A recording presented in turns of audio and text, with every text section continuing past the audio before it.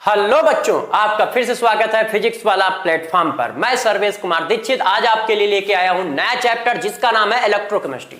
दोस्तों यार, इलेक्ट्रोकेमिस्ट्री एक अच्छा चैप्टर है, स्कोरिंग चैप्टर है, मतलब इसमें स्कोर कर सकते हो आप। इससे क्वेश्चन हमेशा आते हैं तो आगे भी आएंगे, जैसा मेरा अपना एक्सपीरियंस है। तो सभी बच्चों से एक ही रिक्वेस्ट है कि आज हम लोग इस चैप्टर को बहुत अच्छे से करेंगे। हम इस चैप्टर को 3 पार्ट में कन्वर्ट करेंगे, कवर करेंगे। 3 पार्ट कौन कौन से होंगे? पहला कंडक्टेंस, दूसरा आपके पास गैल्वेनिक सेल और तीसरा इलेक्ट्रोलिसिस। 3 पार्ट में इस चैप्टर को कवर करेंगे और कोशिश ये रहेगी कि हम लोग इसमें 100% क्वेश्चन को सॉल्व करें, ठीक है, जैसा हम लोग हर चैप्टर में करते आए हैं। तो चलो बच्चों, टॉपिक को स्टार्ट करते हैं। सबसे पहले जो हमको पढ़ना है वो मेरे दोस्तों पढ़ना है क्या? कंडक्टेंस। कोई बच्चे बता सकता है कि कंडक्टेंस क्या होता है?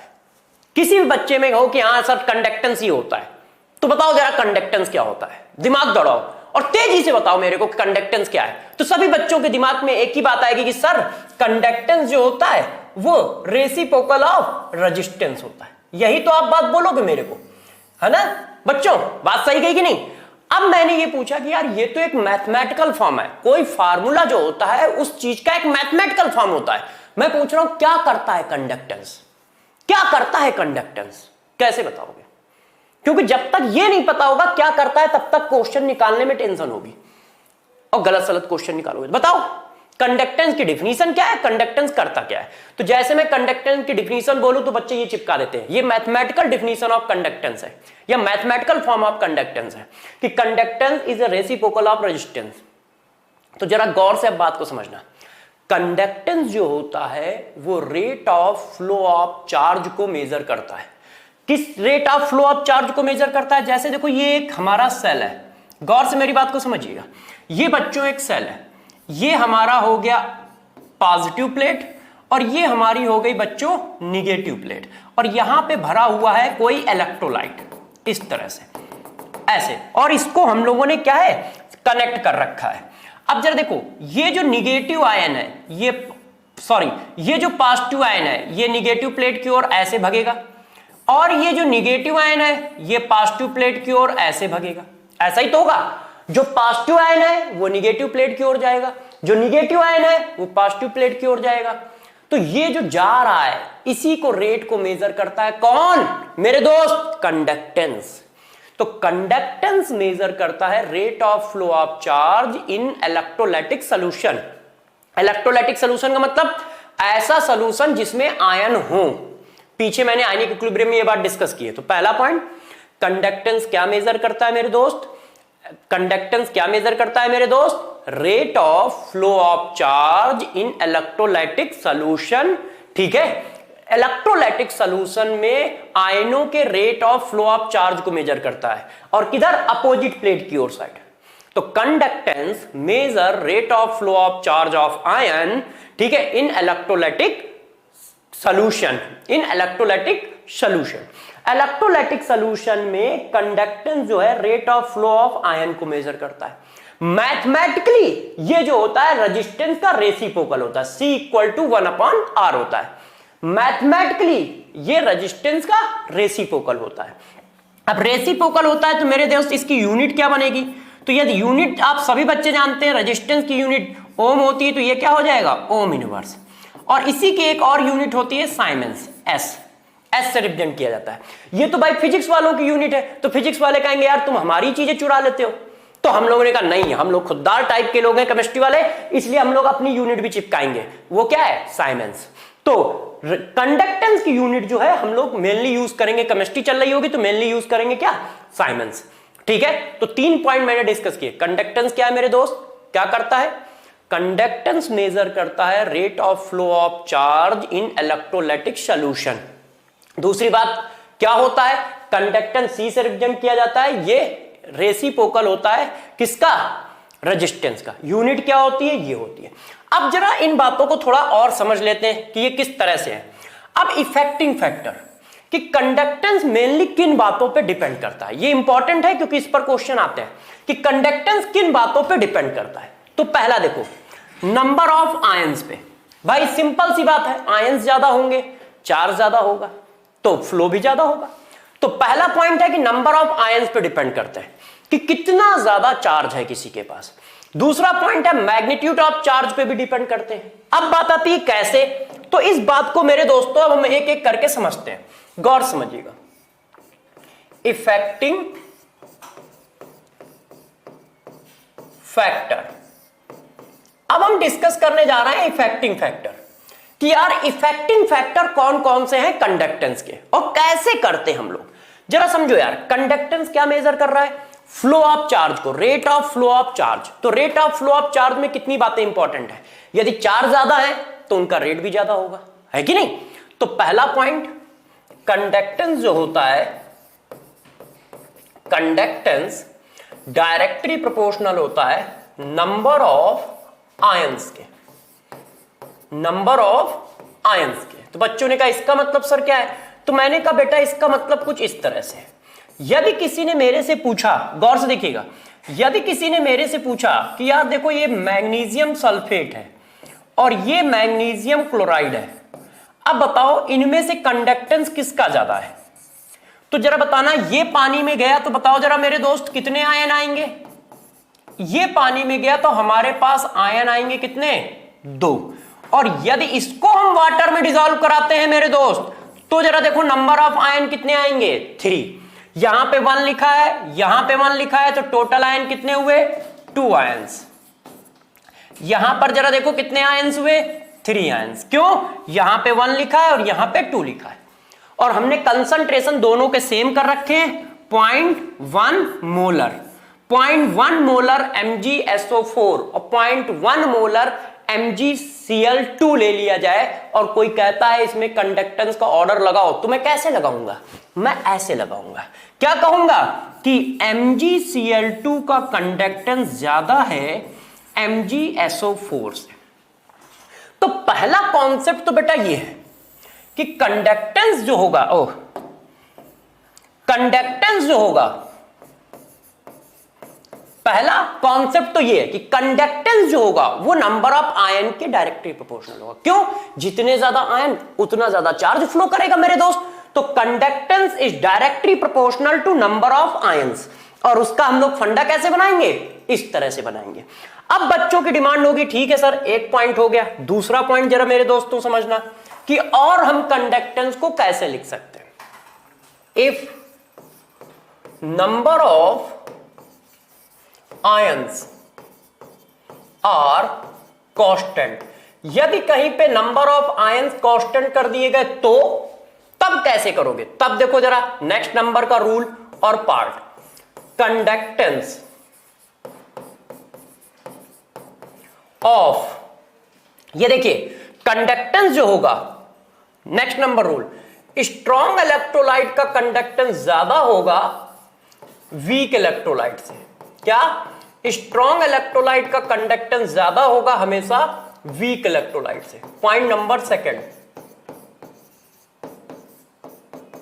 Point number second, strong electrolyte का कंडक्टेंस ज्यादा होगा वीक इलेक्ट्रोलाइट से। कैसे, फॉर एग्जाम्पल, फॉर एग्जाम्पल मेरे दोस्त, यदि किसी ने कहा कि जरा बताना यार NaCl का कंडक्टेंस ज्यादा है, NaCl के मोल कितने हैं, 0.1 मोलर, NaCl का कंडक्टेंस ज्यादा है मेरे दोस्त, या फिर ज्यादा है किसका, एसिटिक एसिड का, या फिर किसका ज्यादा है, एसिटिक एसिड। दोनों का कंसंट्रेशन कितना है, 0.1 मोल। बताओ,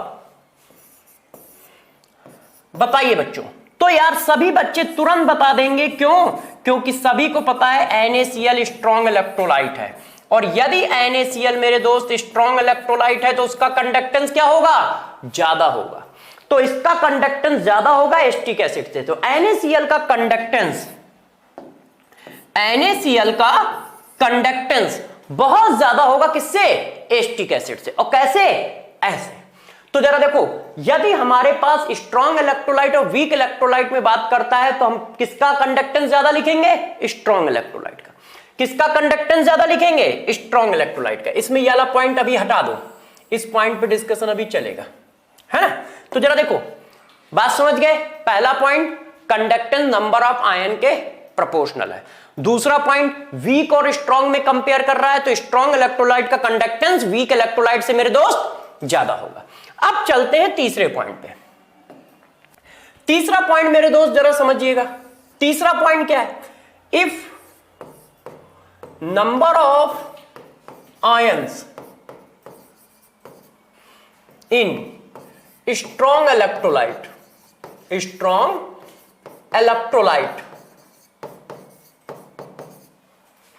इज कांस्टेंट, मतलब सेम। यदि हमारे पास एक से ज्यादा स्ट्रॉन्ग इलेक्ट्रोलाइट है और नंबर ऑफ आयन सेम है तो कैसे निकालेंगे? तो जरा ध्यान दीजिए कॉन्सेप्ट पर। कंडक्टेंस जो होगा वो 1 अपॉन इलेक्ट्रोस्टैटिक्स फोर्स होगा, 1 upon electrostatics force of ion, electrostatics force of ion. मतलब क्या है? मतलब मेरे दोस्त ये है, इलेक्ट्रोस्टैटिक्स फोर्स का मतलब Q1 Q2 upon R square. इसका मतलब क्या हुआ? अब जरा मेरी बात को गौर से समझिएगा कि हम लोगों ने कंडक्टेंस का क्या कॉन्सेप्ट बनाया। तो कंडक्टेंस आ गया are square upon Q1 upon Q2 को। ये क्या है और किस तरह से काम करेगा जरा इसको समझिए, ये इंपॉर्टेंट है। गौर से मेरी बातों को सभी बच्चे समझेंगे। ध्यान दीजिएगा प्यारे बच्चों कि किस तरह से ये चीज चलेगी। देखो यार, सबसे पहले ध्यान रखना चार्ज का डोमिनेशन होगा। सबसे पहले क्या ध्यान रखोगे? चार्ज का डोमिनेशन होगा। जब चार्ज का डोमिनेशन होगा तो पहले हम चार्ज से निकालेंगे। फॉर एग्जाम्पल, किसी ने मेरे से पूछ दिया arrange conductance of given ions. क्या है? पहला जरा मेरे दोस्त देखना, 0.1 मोलर सोडियम आयन। दूसरा मेरे दोस्त जरा देखिए 0.1 मोलर मैग्नीशियम आयन। तीसरा मेरे दोस्त देखो 0.1 मोलर एल्युमिनियम आयन। ये देखो यार है। अब हमसे पूछा जा रहा है कि जरा इनके कंडक्टेंस का ऑर्डर लगाओ, तो कैसे लगाएं? तो जरा बताओ, क्या पहले वाले रूल से हम इस क्वेश्चन को निकाल सकते हैं दोस्तों? क्या हम पहले वाले रूल से इस क्वेश्चन को निकाल सकते हैं? Number of ion same, number of ion same. क्या वीक इलेक्ट्रोलाइट स्ट्रॉन्ग इलेक्ट्रोलाइट की बात हो सकती है? तो नहीं हो सकती है, क्योंकि आयन लिखे हुए हैं। तो फिर कैसे करें? क्या छोड़ दे क्वेश्चन को? तो यदि हमारी क्लास में रह के भी क्वेश्चन छोड़ दिया गया तो फिर हम में और बाकियों में डिफरेंस क्या रहा? तो चलो मेरे दोस्तों, हम दोनों लोग मिलकर कॉन्सेप्ट चिपकाते हैं। Conductance R square upon R square divided by Q1 Q2। अब बताओ क्या चार्ज वेरिएबल है? हाँ है। तो चार्ज का डोमिनेशन कराओ, साइज का नहीं। आर क्या रिप्रेजेंट करता है? आर मेरे दोस्त साइज रिप्रेजेंट करता है। तो साइज का डोमिनेशन नहीं कराओगे, हमेशा चार्ज का डोमिनेशन। जब चार्ज कांस्टेंट होगा तो साइज का डोमिनेशन। तो बताओ जरा, चार्ज सबसे ज्यादा किसमें है? सी में। तो कंडक्टेंस क्या होगा? सबसे कम होगा। तो किसी ने कहा कि यार इंक्रीजिंग ऑर्डर लगा दो, तो सी, बी और ए। तो सबसे ज्यादा कंडक्टेंस किसका आएगा दोस्त? ए का आएगा। क्यों? सबसे कम चार्ज है। तो पहली बात आप सभी बच्चे ध्यान रखिएगा, कंडक्टेंस पूछा जाए तो इलेक्ट्रोस्टैटिक्स फोर्स ऑफ आयन के इनवर्सली प्रोपोर्शनल। ठीक है, वो क्या होता है? Q1 Q2 upon are. इसको मैंने पलट दिया तो ये ऊपर चला गया, ये नीचे आ गया। इसका मतलब चार्ज और डोमिनेटिंग फैक्टर कौन होगा? क्योंकि साइज भी तो अलग अलग है इनके। भाई साइज भी तो वेरिएबल है, मगर डोमिनेटिंग फैक्टर हमेशा चार्ज होगा। डोमिनेटिंग फैक्टर हमेशा चार्ज होगा। नेक्स्ट नंबर क्वेश्चन देखो जरा, यदि कहीं पर चार्ज कांस्टेंट कर दिया गया तो जैसे ये देखो, लिथियम इक्वस सोडियम इक्वस, देखिएगा बच्चों, पोटेशियम इक्वस। अब वो कह रहा है इनके कंडक्टेंस को अरेंज करो। तो दोस्त यार, इनके कंडक्टेंस को अरेंज करने में प्रॉब्लम क्या है कि चार्ज कांस्टेंट है, सब पे कितना चार्ज है? +1 +1 +1। अब आप किस सोल्यूशन से जाओगे? जब चार्ज कांस्टेंट होगा तब मेरे दोस्त हम कंडक्टेंस को किससे निकालेंगे? तब मेरे दोस्त हम कंडक्टेंस को निकालेंगे आर स्क्वायर से। क्यों? क्योंकि अब क्या है, चार्ज जो है हमारा वो क्या है? कांस्टेंट है।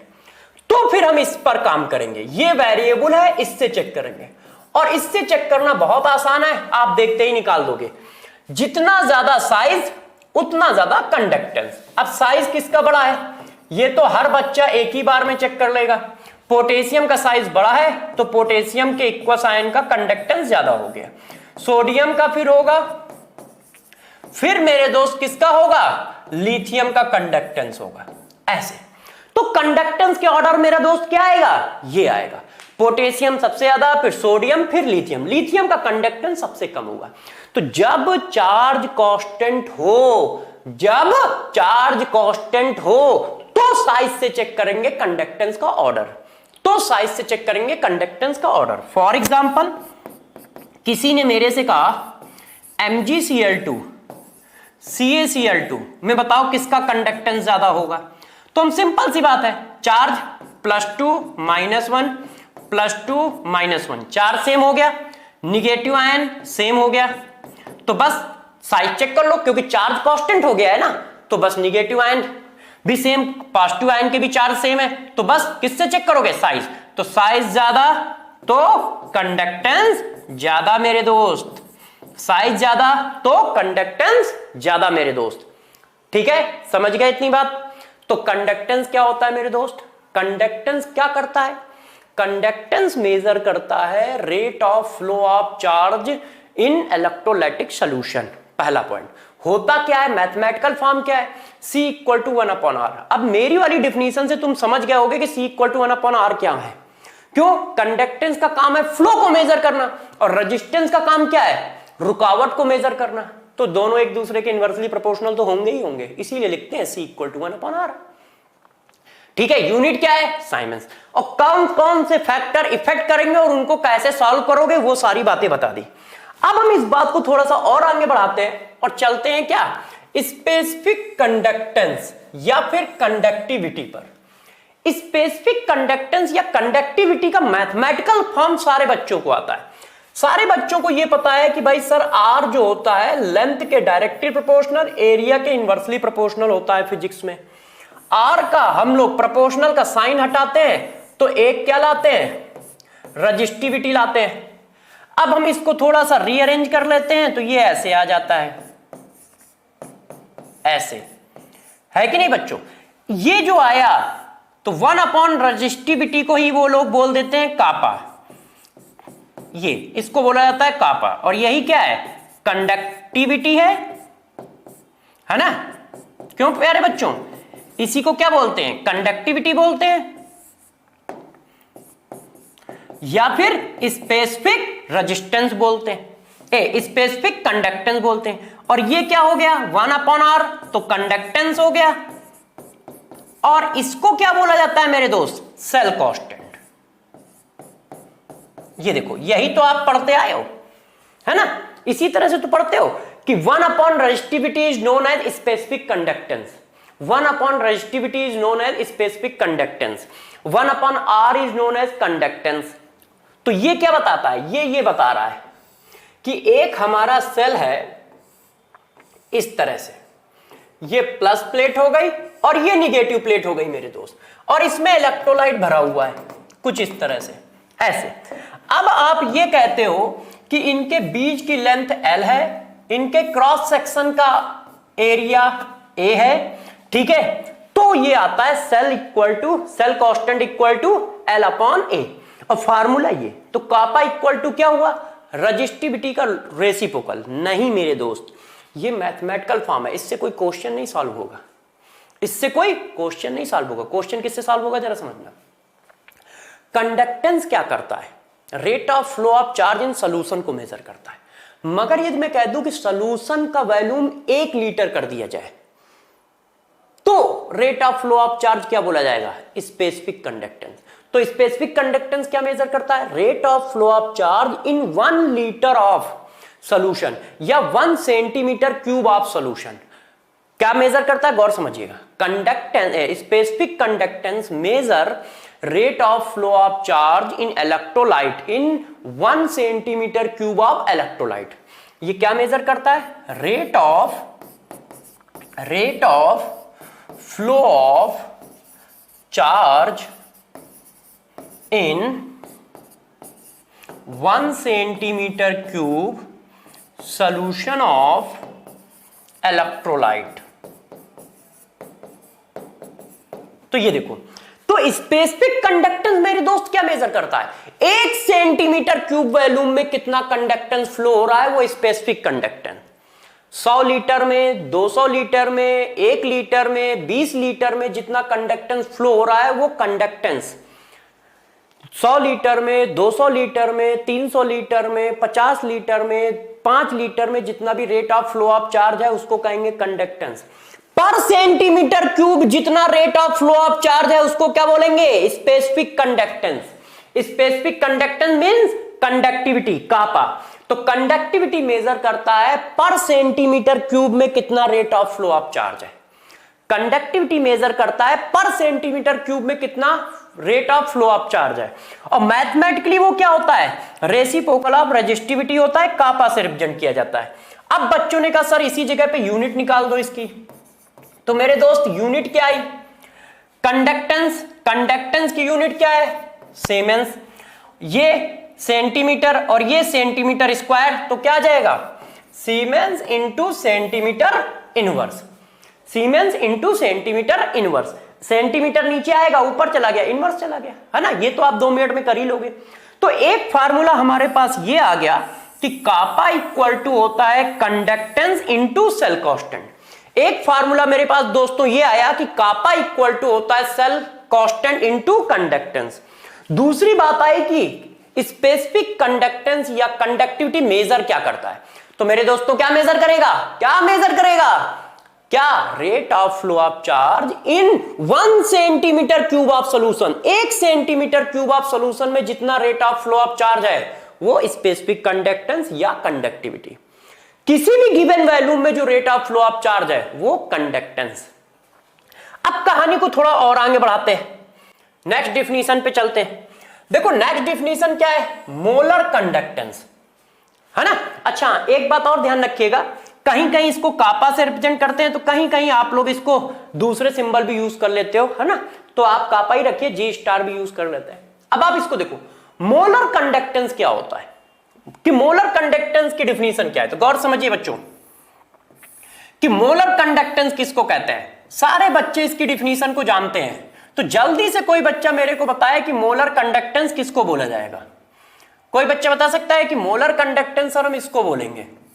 देखिए ध्यान दीजिए, यदि हम इलेक्ट्रोलाइटिक सॉल्यूशन को 1 मोलर कर दें, कैसा कर दें? 1 मोलर सॉल्यूशन कर दें, मतलब उसकी मोलरिटी 1 कर दें, तो मोलर कंडक्टेंस होता है। मोलर कंडक्टेंस क्या होता है? वो मेजर करता है rate of flow of charge in 1 molar electrolyte solution.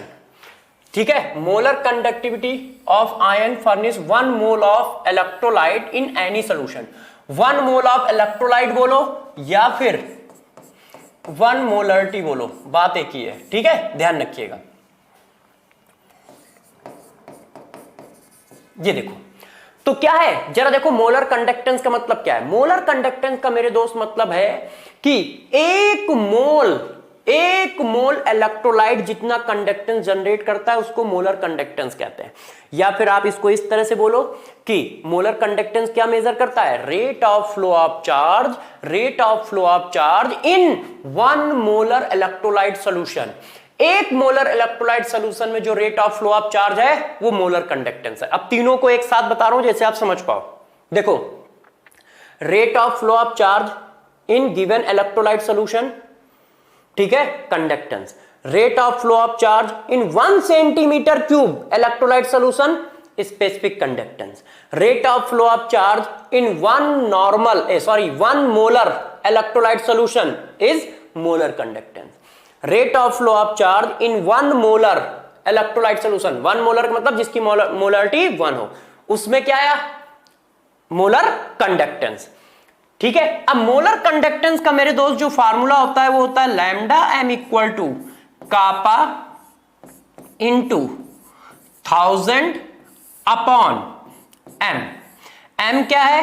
Molarity है, मोल पर लीटर, यूनिट भी ध्यान रखिएगा। और इसको बोलोगे क्या? Molarity of solution, molarity of solution या इलेक्ट्रोलाइट सॉल्यूशन। ठीक है ना मेरे दोस्त, ध्यान रखिएगा। ऐसे। यदि हमारे पास C कंसंट्रेशन हो जिसकी यूनिट ये लिखी जाए मोल पर सेंटीमीटर क्यूब, तो ध्यान रखिएगा यहां 1000 नहीं आएगा, फिर यहां पर 1000 नहीं आएगा। तो हमारे पास फार्मूला क्या है, जो हमारे काम का फार्मूला है मेरे दोस्त, वो क्या है, lambda m equal to kappa into 1000 upon m। m क्या है, मोलरिटी ऑफ इलेक्ट्रोलाइट सॉल्यूशन है। अब इसकी यूनिट बनाओ। तो यदि हम मोलर कंडक्टेंस की यूनिट बनाएंगे मेरे दोस्त, जरा बताना, कापा की यूनिट अभी पीछे निकाल के आए हो, सीमेंस सेंटीमीटर इनवर्स। मोलरिटी की यूनिट आपने अभी खुद लिख दी है, metre upon centimetre cube, centimetre में ले रहा हूं। तो जरा बताना क्या आ गया, siemens centimetre square mole inverse, यही तो यूनिट आई मेरे दोस्तों, ठीक है। और यदि लीटर है तो लीटर की यूनिट को मैंने सेंटीमीटर में कन्वर्ट कर लिया। तो ये देखो इसकी यूनिट क्या आ गई है। तो अब गौर समझना, ये फार्मूला हमारे लिए इंपॉर्टेंट है, इसलिए इसको याद रखें। अभी हम इन पे क्वेश्चन भी करेंगे, पहले आप सब कुछ पढ़ लें। Conductance rate of flow of charge in given electrolyte solution, conductivity rate of flow of charge in 1 centimetre cube electrolyte solution. Molar conductance measure करता है rate of flow of charge in 1 molar electrolyte solution. Solution का volume कुछ भी है, उसमें तुमने rate of flow of charge measure कर दिया तो उसको कंडक्टेंस बोल दोगे। सॉल्यूशन का वॉल्यूम 1 सेंटीमीटर क्यूब है, उसमें rate of flow of charge measure कर दिया तो उसको कंडक्टिविटी बोल दोगे। सॉल्यूशन का कंसंट्रेशन मेरे दोस्त यदि 1 मोलर है, उसमें तुमने rate of flow of charge measure कर दिया तो उसको मोलर कंडक्टेंस बोल दोगे। सबके अपने अपने फार्मूले। अब जरा देखो दोस्त, इक्विवेलेंट कंडक्टेंस, इक्विवेलेंट कंडक्टेंस क्या होता है, इस बात को जरा समझो। डिट्टो सेम है, अब क्या कर दो, अब उस इलेक्ट्रोलाइट का कंसंट्रेशन एक नॉर्मल कर दो। उस इलेक्ट्रोलाइट का कंसंट्रेशन मेरे दोस्त कितना कर दो, एक नॉर्मल कर दो। यदि हम एक नॉर्मल का इलेक्ट्रोलाइट ले लें, एक नॉर्मल का मतलब जिसकी नॉर्मलिटी क्या हो मेरे दोस्त, एक हो, नॉर्मलिटी ऑफ सॉल्यूशन या इलेक्ट्रोलाइट कितनी कर दी जाए मेरे दोस्त, एक। ये देखो, यदि नॉर्मलिटी ऑफ इलेक्ट्रोलाइट एक है और उसमें जो rate of flow of charge होगा उसको हम बोलेंगे इक्विवेलेंट कंडक्टेंस। इसी को बोला जाता है 1 ग्राम इक्विवेलेंट। 1 इक्विवेलेंट का मतलब ही यही है कि नॉर्मलिटी क्या है, 1 लेनी है, ठीक है। तो इसका फार्मूला क्या बनेगा, lambda equal to kappa into 1000 upon N. N की यूनिट क्या है, ये है gram equivalent. Gram equivalent divided by volume किसमें होगा, लीटर में। ये यूनिट है। यूनिट मैं इसलिए लिख रहा हूं, कभी कभी यूनिट में खेल हो जाता है बच्चों का, इसलिए इनकी यूनिट ध्यान रखिए। तो लैम्डा ई क्या है, इक्विवेलेंट कंडक्टेंस, और उसका फार्मूला क्या आएगा, कापा इंटू 1000 अपॉन एन। एन क्या है मेरे दोस्त, नॉर्मलिटी। और ये सब तो तुम्हारे लिए बच्चों की बात है, क्यों, क्योंकि ये सारी बातें तुम्हें आती है यार दोस्त, है कि नहीं, इनमें कोई दिक्कत थोड़ी है मेरे प्यारे बच्चों। तुम लोग तो टैलेंटेड हो, 2 मिनट में ये बात समझ जाते हो। अच्छा, अब ये फार्मूला मैंने लिख दिया, तो अब चारों डिफिनीशन आपको बता दी। तो चारों डिफिनीशन एक बार हम रिवाइज कर लें। जरा देखिए, एक सॉल्यूशन है, उसमें जो rate of flow of charge measure किया उसको क्या बोला, कंडक्टेंस। उसी सॉल्यूशन के 1 सेंटीमीटर क्यूब में जो rate of flow of charge measure किया उसको क्या बोलोगे, कंडक्टिविटी। यदि सॉल्यूशन का वैल्यू है, यदि सॉल्यूशन का कंसंट्रेशन 1 मोलर कर दिया जाए, मतलब मोलरिटी 1 कर दी जाए, उसमें जो rate of flow of charge measure करोगे उसको क्या बोल दोगे, मोलर कंडक्टेंस। यदि उसी इलेक्ट्रोलाइट सॉल्यूशन का कंसंट्रेशन 1 नॉर्मल कर दिया जाए, उसमें जो rate of flow of charge measure कर दोगे उसको क्या बोलोगे, उसको क्या बोलोगे, इक्विवेलेंट कंडक्टेंस। फार्मूला सबके मैंने लिखे, उनको याद रखो। अब इसकी यूनिट बताओ। तो यूनिट मेरे दोस्त क्या होगी यार, कापा की तो तुमने लिखी दी है, साइमन सेंटीमीटर इनवर्स। नॉर्मलिटी की क्या है, ग्राम इक्विवेलेंट, ठीक है, डिवाइडेड बाय सेंटीमीटर क्यूब। तो ये ऊपर चला गया, तो एस सेंटीमीटर स्क्वायर ग्राम इक्विवेलेंट इनवर्स। तो यूनिट क्या हो जाएगी, ऐसी हो जाएगी, ठीक है ना मेरे दोस्त। ये देखो हमारे पास यूनिट आ गई, कर लोगे इतनी बात। अब जरा देखो यार, किसी ने कहा कि इन दोनों में रिलेशन बता दो, रिलेशन आगे तो नहीं है, डिस्टेंस कंडक्टिविटी, हाँ। अब देखो relation between molar conductance and equivalent conductance. Molar conductance को किससे रिप्रेजेंट करते हो? Lambda M.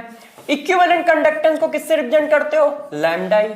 अब वो कोई कह रहा है कि यार बताओ, तो मैंने कहा यार 2 मिनट में बता देंगे, सारे बच्चों को ये बात आती है। Lambda M A lambda equal to kappa into 1000 upon मेरे दोस्त क्या? नॉर्मलिटी, है कि नहीं?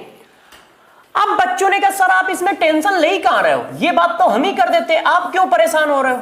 आपके लिए ये चीजें छोड़ी थोड़ी है। देखो बच्चों ने कहा सर आप टेंशन ना लो, क्या करो, नॉर्मलिटी को हम ये लिख दे तो।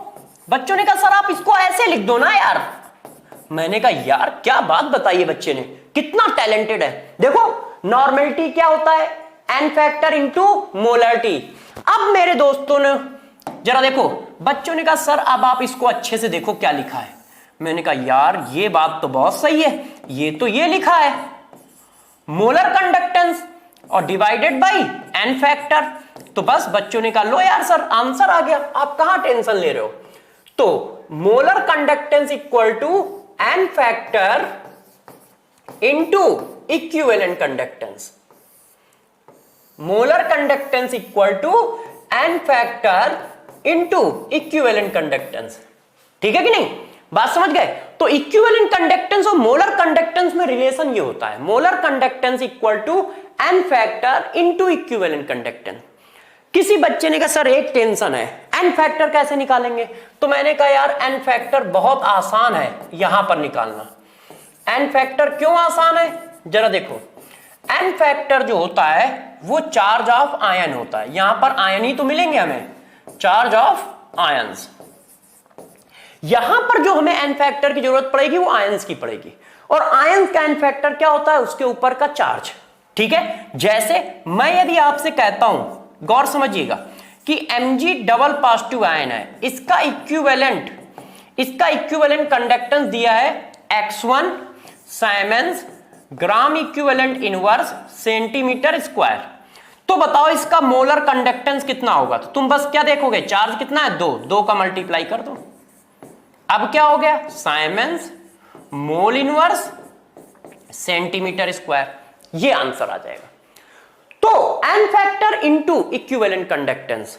ठीक है, एन फैक्टर ऑफ चार्ज निकाल लोगे, चार्ज ऑफ आयन ही क्या है? N factor. किसी बच्चे ने कहा सर हम याद कैसे रखेंगे फार्मूले को?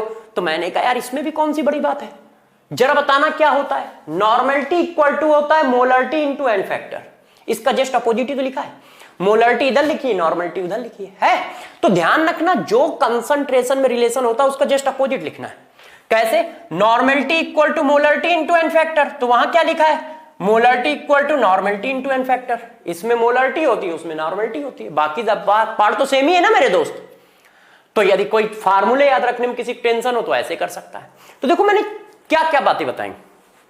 कंडक्टेंस, स्पेसिफिक कंडक्टेंस जिसको कंडक्टिविटी कहते हैं, मोलर कंडक्टेंस, इक्विवेलेंट कंडक्टेंस और रिलेशन, कि यदि कहीं मोलर कंडक्टेंस दिया जाए तो इक्विवेलेंट कंडक्टेंस कैसे बनाओगे, और इक्विवेलेंट कंडक्टेंस दिया गया तो मोलर कंडक्टेंस कैसे बनाओगे। इतनी बात क्लियर है मेरे दोस्तों? इतनी बात क्लियर है? मेरे हिसाब से क्लियर होगी। क्यों? क्योंकि तुम लोग तो यार मेरे से भी ज्यादा टैलेंटेड हो, 2 मिनट में बातें पकड़ लेते हो। तो आगे बढ़े, है करेक्शन करके मुझे बताते हो कि सर ये देखो गड़बड़ हो रहा है, इस जगह करेक्ट कर लो। तो मेरे से ज्यादा टैलेंटेड तो है ही हो। तो जब आप मेरे से ज्यादा टैलेंटेड हैं तो इन चीजों को बहुत अच्छे से समझ भी गए होंगे, और जब आप समझ गए तो आपका मन कर रहा होगा कि सर आगे बढ़ो और कुछ क्वेश्चन कराओ और कुछ क्वेश्चन हमसे पूछो। तो चलो यार बच्चों की डिमांड मान लेते हैं। बच्चों ने कहा सर कुछ क्वेश्चन पूछ लो, तो हमने पूछ लिए। जरा देखिए इस क्वेश्चन को हम करते हैं। देखो यार मेरे दोस्तों ये क्वेश्चन क्या है और इसको कैसे किया जाए। The specific conductance of, the specific conductance means क्या हुआ? Kappa. The specific conductance of 0.01 molar solution of KCl is, kappa की वैल्यू हमें दी है 0.0014, ठीक है, ओम, या फिर हम इसको साइमंस भी लिख सकते हैं, ओम इनवर्स सेंटीमीटर इनवर्स।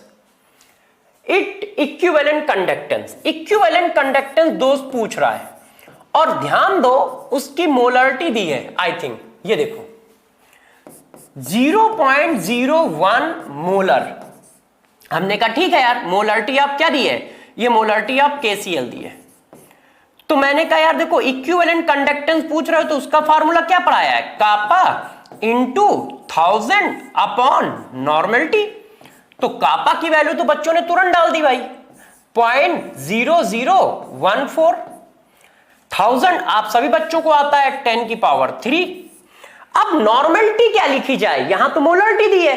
तो बच्चों ने कहा सर ये वाला काम तो हम बचपन से करते आए हैं, N factor into molarity.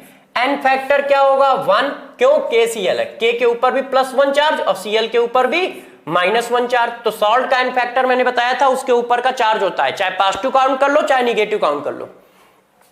Molarity कितनी है 0.01।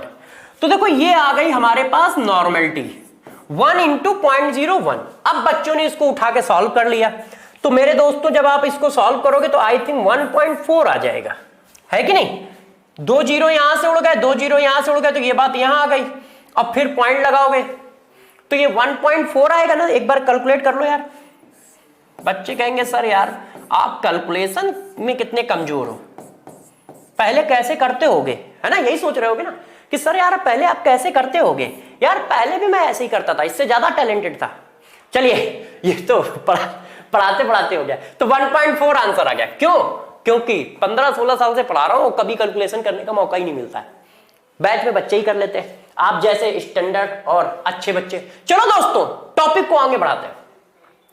If 0.01 molar solution of an electrolyte has a resistance of 40 ohms in a cell having a cell constant is this। गौर से यार इस जरा क्वेश्चन को पढ़ो।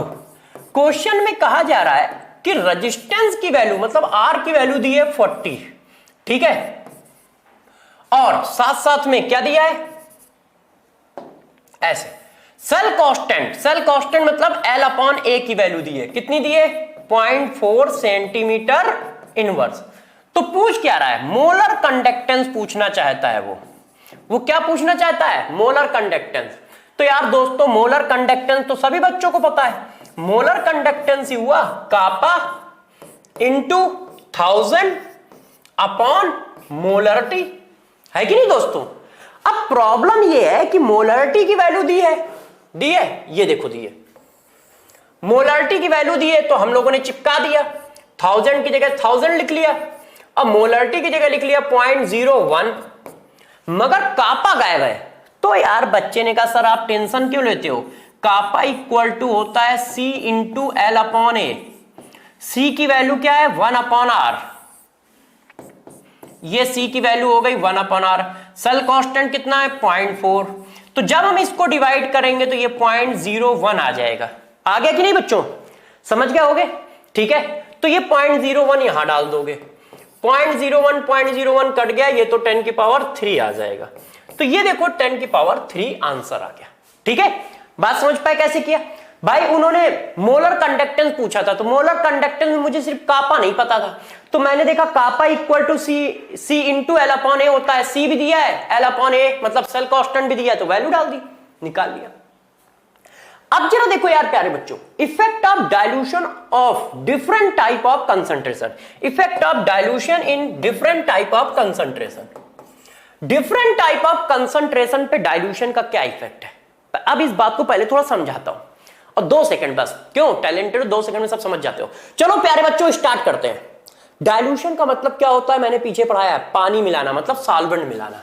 सबसे पहली बात डाइल्यूशन का मतलब क्या है, तो बच्चों ने कहा सर यार डाइल्यूशन का मतलब आपको पढ़ाया तो था पिछली क्लासों में, addition of solvent only, addition of solvent only, सिर्फ सॉल्वेंट को मिलाया जाता है। इसका मतलब सॉल्यूट को नहीं मिलाओगे, है कि नहीं। इसका मतलब क्या है, सॉल्यूट नहीं मिलाओगे। तो ये कहा जा रहा है डाइल्यूशन बढ़ाएंगे तो कंडक्टेंस में क्या इफेक्ट पड़ेगा। मैंने कहा यार क्या इफेक्ट पड़ेगा, तो देखो जरा क्या इफेक्ट पड़ेगा, कॉन्सेप्ट को समझिएगा, ठीक है। देखिए कंडक्टेंस मतलब C, molar conductance. Molar conductance मतलब मेरे प्यारे बच्चों बताओ यार दोस्त जल्दी बताइए, molar conductance lambda M. Equivalent conductance, तो इक्विवेलेंट कंडक्टेंस को मेरे दोस्तों क्या बोलते हैं? इक्विवेलेंट कंडक्टेंस को मेरे दोस्तों बोलते क्या हैं? इक्विवेलेंट कंडक्टेंस को बोलते हैं लैम्डा ई है। ये जो होते हैं ये सब इंक्रीज करते हैं, इंक्रीजेस ऑन डाइल्यूशन। जैसे जैसे तुम डाइल्यूशन करोगे मतलब पानी मिलाओगे तो मोलर कंडक्टेंस, इक्विवेलेंट कंडक्टेंस और कंडक्टेंस ये सब इंक्रीज करेंगे। तो किसी ने कहा सर कैसे? तो यार ये बात थोड़ी सी इजी है, आप तुरंत समझ सकते हो। ये देखो ये फार्मूला था आपका, इसका क्या फार्मूला था? ये फार्मूला था। अब जरा बताओ जब डाइल्यूशन करोगे तो कंसंट्रेशन कम होगा, कंसंट्रेशन कम होगा तो इक्विवेलेंट कंडक्टेंस बढ़ जाएगा। डाइल्यूशन करोगे तो कंसंट्रेशन कम होगा, कंसंट्रेशन कम होगा तो मोलर कंडक्टेंस बढ़ जाएगा। अब डाइल्यूशन करने पे कंडक्टेंस कैसे बढ़ेगा? ये तो भाई फार्मूला भी एक्सप्लेन कर दे रहा है, बच्चों ने तुरंत पकड़ लिया। बच्चों ने कहा सर ये कैसे हो रहा है, इसके बारे में कुछ बताओ कि ये कैसे इंक्रीज होगा। तो गौर से मेरी बात को समझिएगा, जब डाइल्यूशन करते हैं तो आयनों के बीच की डिस्टेंस बढ़ जाती है। मतलब डाइल्यूशन से पहले क्या सिचुएशन है, जैसे ये देखो, ठीक है, मैंने ये कंटेनर बनाया, ये एक कंटेनर है, ठीक, इसमें पहले पानी यहां तक था और सिर्फ 2 आयन थे। पहले पानी यहां तक है और सिर्फ 2 आयन है। एक आयन यहां पे हुआ कैटायन, ऐसे बना देता हूं दूसरे कलर से, देखो कैटायन यहां पे था, एनायन यहां पे था, क्योंकि पानी इतना था। अब फिर क्या किया, किसी बच्चे ने इसमें डाइल्यूशन कर दिया, इसमें और पानी भर दिया, ये देखो और पानी भर दिया, यहां तक पानी भर दिया। तो अब क्या है, अब कुछ ऐसा है, कैटायन यहां पर है और एनायन यहां पर है। तो जरा देखो यार आयनों के बीच की क्या है, डिस्टेंस बढ़ गई है, और डिस्टेंस बढ़ गई है तो एक आयन दूसरे आयन को अट्रैक्ट नहीं कर पाएगा, तो वो क्या करेगा, फ्री मूव करेगा। Motion of ion in electrolyte solution increase कर जाएगा। क्यों? क्योंकि आयनों के बीच के जो इंटरेक्शन है वो कम हो जाएंगे। क्यों? क्योंकि आयन दूर दूर हो जाएंगे। तो किसी बच्चे ने कहा सर दूर दूर कैसे हो जाएंगे? तो हमने बताया मेरे प्यारे बच्चों, सॉल्यूट मिला नहीं रहे हो, सिर्फ सॉल्वेंट मिला रहे हो। तो सॉल्वेंट मिलाओगे तो सॉल्वेंट मिलाने से वॉल्यूम बढ़ गया और उस वॉल्यूम में नंबर ऑफ आयन फिक्स है, तो क्या होगा, डिस्टेंस बढ़ जाएगी, और डिस्टेंस बढ़ने से मोशन बढ़ जाएगा। क्यों? एक आयन दूसरे आयन पर किसी भी तरह का अट्रैक्शन या रिपल्सन फोर्स एग्जर्ट नहीं करा पाएगा। तो कंडक्टेंस भी इंक्रीज करता है, मोलर कंडक्टेंस भी इंक्रीज करता है, ठीक है, और इक्विवेलेंट कंडक्टेंस भी इंक्रीज करता है। मगर बट कंडक्टिविटी या फिर स्पेसिफिक कंडक्टेंस डिक्रीज करता है। स्पेसिफिक कंडक्टेंस क्या करता है, डिक्रीज करता है, डिक्रीजेस ऑन डाइल्यूशन। तो किसी बच्चे ने कहा वाई, ऐसा क्यों है? तो ये बात तो तुम अपने आप जानते हो। कैसे? यदि मैंने पढ़ाया है तो तुम अपने आप जानते हो। जरा बताना स्पेसिफिक कंडक्टेंस की डिफिनीशन क्या है। 1 सेंटीमीटर क्यूब में जितना कंडक्टेंस है वो स्पेसिफिक कंडक्टेंस है। तो जरा देखो, पहले 1 सेंटीमीटर क्यूब में 2 आयन थे, अब 1 सेंटीमीटर क्यूब में 1 आयन है। क्यों? क्योंकि डिस्टेंस बढ़ गई है, क्योंकि डिस्टेंस बढ़ गई है। अब 1 सेंटीमीटर क्यूब में आयन कम हो जाएंगे तो उनके थ्रू कंडक्टेंस भी कम हो जाएगा। क्यों? क्योंकि तुम पूरे सॉल्यूशन में कंडक्टेंस मेजर नहीं करते हो, पूरे सॉल्यूशन में कंडक्टेंस मेजर नहीं करते हो। कंडक्टिविटी में 1 सेंटीमीटर क्यूब में कंडक्टेंस मेजर करते हो, और 1 सेंटीमीटर क्यूब में नंबर ऑफ आयन कम हो जाएंगे। क्यों? क्योंकि डाइल्यूशन करने से डिस्टेंस बढ़ती है, और डिस्टेंस बढ़ती है तो number of ion 1 centimetre cube में कम हो जाएंगे। टोटल सॉल्यूशन में उतना ही है, मगर 1 सेंटीमीटर क्यूब में आयन कम हो गए क्योंकि डिस्टेंस बढ़ने की वजह से आयन दूर दूर हो गए। तो गौर से समझिए, कंडक्टेंस इंक्रीज करेगा, मोलर कंडक्टेंस इंक्रीज करेगा, इक्विवेलेंट कंडक्टेंस इंक्रीज करेगा डाइल्यूशन करने पर, मगर कंडक्टिविटी या स्पेसिफिक कंडक्टेंस डाइल्यूशन करने पर डिक्रीज करेगा। उसका रीजन है पर centimetre cube number of ion decrease कर जाएंगे, पर centimetre cube number of ion decrease कर जाएंगे। किसी ने कहा क्यों? तो ये देखो रीजन लिखा है। क्यों? क्योंकि तुम डाइल्यूशन करने पे सॉल्यूट नहीं मिला रहे हो, सिर्फ सॉल्वेंट मिला रहे हो, तो आयनों के बीच की डिस्टेंस बढ़ जाएगी। तो 1 सेंटीमीटर क्यूब में आयन कम हो जाएंगे, टोटल आयन तो सेम रहेंगे मगर 1 सेंटीमीटर क्यूब में आयन कम हो जाएंगे। किसी बच्चे ने कहा सर ठीक है, आपकी बात मान ली, अब जर्नल फॉर्म पे आ जाओ। मैंने कहा मतलब जर्नल फॉर्म क्या है? तो बच्चों ने कहा ये effect of dilution in strong electrolyte. Strong electrolyte पे डाइल्यूशन का क्या इफेक्ट पड़ेगा और वीक इलेक्ट्रोलाइट पे डाइल्यूशन का क्या इफेक्ट पड़ेगा। अब हम डाइल्यूशन का इफेक्ट चेक कर रहे हैं, तो जरा देखो effect of dilution in strong electrolyte क्या है। तो जरा बात को समझिएगा मेरे दोस्त, जो हमारे स्ट्रॉन्ग इलेक्ट्रोलाइट होते हैं उनको हम स्ट्रॉन्ग इलेक्ट्रोलाइट कहते कैसे हैं, मतलब क्या डिफिनीशन बताते हैं। तो हम यही डिफिनीशन तो बताते हैं कि स्ट्रॉन्ग इलेक्ट्रोलाइट जो होते हैं वो अप्रॉक्स 100% आयोनाइज होते हैं in water, ionise in solvent या इलेक्ट्रोलाइट। इलेक्ट्रोकेमिस्ट्री पढ़ा रहे हैं तो इलेक्ट्रोलाइट लिख देते हैं। क्यों बच्चों? यही तो बताते हो। तो अब यार स्ट्रॉन्ग इलेक्ट्रोलाइट है तो पहले से ही 100 आयन है। जरा देखो स्ट्रॉन्ग इलेक्ट्रोलाइट की कंडीशन क्या है, पहले से ही वो आयोनाइज है। पानी मिलाने से पहले, पानी मिलाने के बाद की सिचुएशन बता रहा हूं। ये देखो हमारे पास एक स्ट्रॉन्ग इलेक्ट्रोलाइट है ऐसे। अब इस स्ट्रॉन्ग इलेक्ट्रोलाइट में आयन ऐसे थे, ये कैटायन एनायन कैटायन एनायन, इस तरह से अरेंज थे, ठीक है। या फिर ऐसे भी ले लो भाई, ये लो, इस तरह से कुछ अरेंजमेंट था ऐसे। अब क्या हुआ, किसी बच्चे ने इसमें पानी मिला दिया, डाइल्यूशन कर रहे हैं ना यार, इतना पानी डाल दिया। ये देखो अब प्यारे बच्चों मैंने इसमें क्या किया, वाटर इन्वॉल्व करा दिया कुछ, ये वाटर। अब हमारे पास रिजल्टेंट सॉल्यूशन क्या आ गया, रिजल्टेंट सॉल्यूशन कुछ ऐसा आ गया। अब पानी कहां तक है, ऊपर तक है ऐसे। रिजल्टेंट सॉल्यूशन कुछ ये है। अब आयन तो उतना ही है, क्यों? क्योंकि डाइल्यूशन कर रहे हो, डाइल्यूशन करने से आयन के नंबर तो बढ़ेंगे नहीं, डाइल्यूशन करने से आयन के नंबर तो बढ़ेंगे नहीं। किसी ने कहा क्यों नहीं बढ़ेंगे, तो मैंने पढ़ाया था आयनिक इक्विलिब्रियम में अल्फा इक्वल टू होता है ये क्या है, जब डाइल्यूशन करोगे तो ये अप्रोचेस टू 0 जाएगा, तो ये अप्रोचेस टू 100%।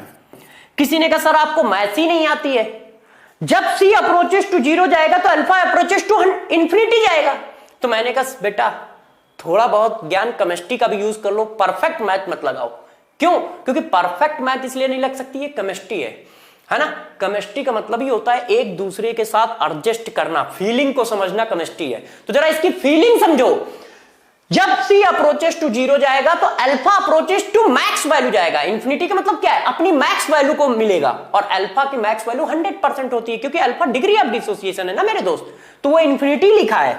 बस फीलिंग तो देखो कि इसका मतलब इस इंफिनिटी का मतलब 100% है। क्यों? 100% उसकी मैक्स वैल्यू है ना। तो इसका मतलब क्या हुआ कि जब आप डाइल्यूशन करते हो तो डिग्री ऑफ डिसोसिएशन बढ़ता है, मगर प्रॉब्लम यह है कि पहले से ये 100% आयोनाइज है, तो आयन के नंबर तो ना के बराबर बढ़ेंगे। क्यों? क्योंकि पहले से आयोनाइज है। अब भाई कोई पहले से 100% आयोनाइज है और उसमें तुम पानी झोंकते चले जाओ तो कैसे होगा, आयोनाइजेशन तो बढ़ नहीं सकता है। मगर क्या बढ़ जाएगा मेरे दोस्त, तो मेरे दोस्तों क्या बढ़ जाएगा, आयनों के बीच की डिस्टेंस बढ़ जाएगी। आयनों के बीच की क्या होगी, डिस्टेंस बढ़ जाएगी, ऐसा हो जाएगा। क्यों? क्योंकि आयन के नंबर सेम है, आयन के नंबर सेम है, तो आयनों के बीच की डिस्टेंस बढ़ गई। तो यहां पर जो फोर्स थे, ठीक है, और यहां पर जो फोर्स आएंगे वो वीक हो जाएंगे, और फोर्स वीक हो जाएंगे तो मोशन क्या हो जाएगा, फास्ट हो जाएगा, और मोशन फास्ट होगा तो क्या होगा, कंडक्टेंस इंक्रीज कर जाएगा। तो स्ट्रॉन्ग इलेक्ट्रोलाइट में भी डाइल्यूशन करोगे तो कंडक्टेंस इंक्रीज करेगा, है ना। Conductance increases in increases of dilution in case of strong electrolyte। मगर स्ट्रॉन्ग इलेक्ट्रोलाइट में कंडक्टेंस इंक्रीज करेगा मगर बहुत कम करेगा। यदि इसी बात को हम ग्राफ के फॉर्म में दिखाएं तो मेरे दोस्तों इसका ग्राफिकल रिप्रेजेंटेशन कुछ ऐसा आएगा। देखो हमने यहां पे क्या ले लिया, लैम्डा एम, और यहां पे क्या ले लिया, कंसंट्रेशन का अंडर रूट।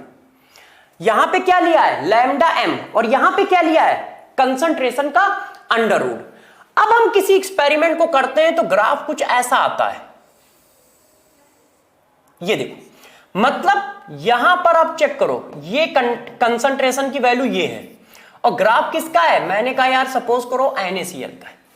तो जरा बताना, जब कंसंट्रेशन ये है और जब कंसंट्रेशन टेंड्स टू 0 है, इसके बीच में कितना कंडक्टेंस इंक्रीज हो गया है, जरा बताओ देख के कोई बच्चा, इसके बीच में कितना कंडक्टेंस इंक्रीज हो गया। डॉटेड लाइन, एक पैरेलल लाइन खींच रहा हूं, ये देखो, ये एक पैरेलल लाइन, सिर्फ इतना ही तो चेंज आया है, ना के बराबर चेंज आया है वैल्यू में, और जबकि कंसंट्रेशन क्या है, टेंड्स टू 0 है, यहां पे C टेंड्स टू 0 है, समझ लो, यहां पे सीरी मेरे दोस्त कितना है, टेंड्स टू 0, मगर बढ़ा है, ये बात भी कंफर्म है, मगर बढ़ा है। तो किसी ने कहा क्या सर हम इसको निकाल सकते हैं, तो मैंने कहा यस। उसको निकालने के लिए एक इक्वेशन दी गई, वो एक साइंटिस्ट थे Debye Huckel Onsager equation. ये किसके लिए है, स्ट्रॉन्ग इलेक्ट्रोलाइट। यदि स्ट्रॉन्ग इलेक्ट्रोलाइट में कोई डाइल्यूशन करता है तो कंडक्टेंस क्या आता है, तो conductance equal to molar conductance equal to molar conductance equal to, ये देखिए, A प्लस अंडर रूट, इधर देखिए बच्चों, lambda M infinite plus B under root C। ये देखो कौन कौन क्या क्या है, इस बात को थोड़ा एक्सप्लेन करता हूं। ये क्या है, ये है molar conductance at V dilution, मतलब आपने डाइल्यूशन क्या किया है, 2 लीटर 3 लीटर 4 लीटर 6 लीटर। ये क्या है, ये molar conductance at infinite dilution है। आपने डाइल्यूशन कितना कर रखा है, इनफिनाइट, मतलब इतना वॉल्यूम डाल रखा है, इतना पानी मिला रखा है जितना आप सोच सकते हो। ये क्या है, ये जो कांस्टेंट है ये आता है सॉल्यूट और सॉल्यूट की वजह से, सॉल्यूट और सॉल्वेंट की वजह से, सॉरी, और ये वाला जो कांस्टेंट आता है ये सॉल्यूट और सॉल्यूट की वजह से आता है। क्यों, सॉल्यूट सॉल्यूट भी तो इंटरेक्शन होता है और सॉल्यूट सॉल्वेंट इंटरेक्शन होता है। तो ये पूरा एक कांस्टेंट है, आप चाहें तो इस इक्वेशन को ऐसे भी लिख सकते हैं, कोई दिक्कत की बात नहीं है। क्यों, क्योंकि ये सब कांस्टेंट है, तो इनको मिला के एक कांस्टेंट लिख लो, चाहो तो A लिख लो या B लिख लो या C लिख लो, कुछ भी लिख लो, है ना। इनको मिला के आप चाहें तो एक कांस्टेंट लिख सकते हैं ऐसे, और ये C क्या है, कंसंट्रेशन ऑफ इलेक्ट्रोलाइट है। ये देखो, आप ये चाहें तो ये लिख लें, ये चाहें तो ये लिख लें, ये भी लिख सकते हो, क्योंकि ये पूरा कांस्टेंट ही तो है।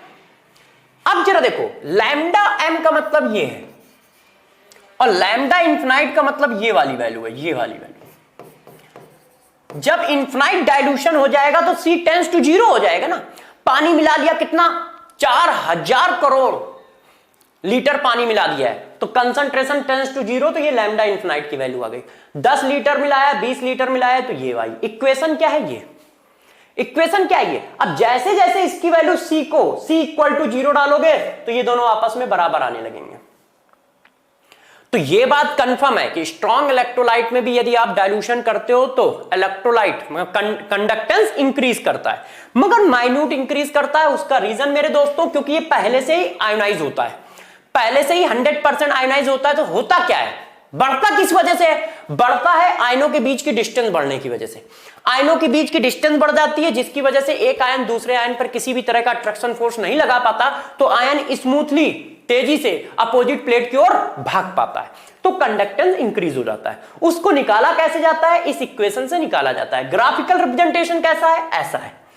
ग्राफिकल रिप्रेजेंटेशन कैसा है, ऐसा। अब किसी बच्चे ने कहा, बच्चे हैं भाई, बच्चे तो कुछ भी कह सकते हैं। क्यों कह सकते हैं, क्योंकि यार उनके अंदर कुछ जानने और कुछ समझने की जिज्ञासा होती है। वो सोचते हैं कि अब ऐसा होता तो क्या होता।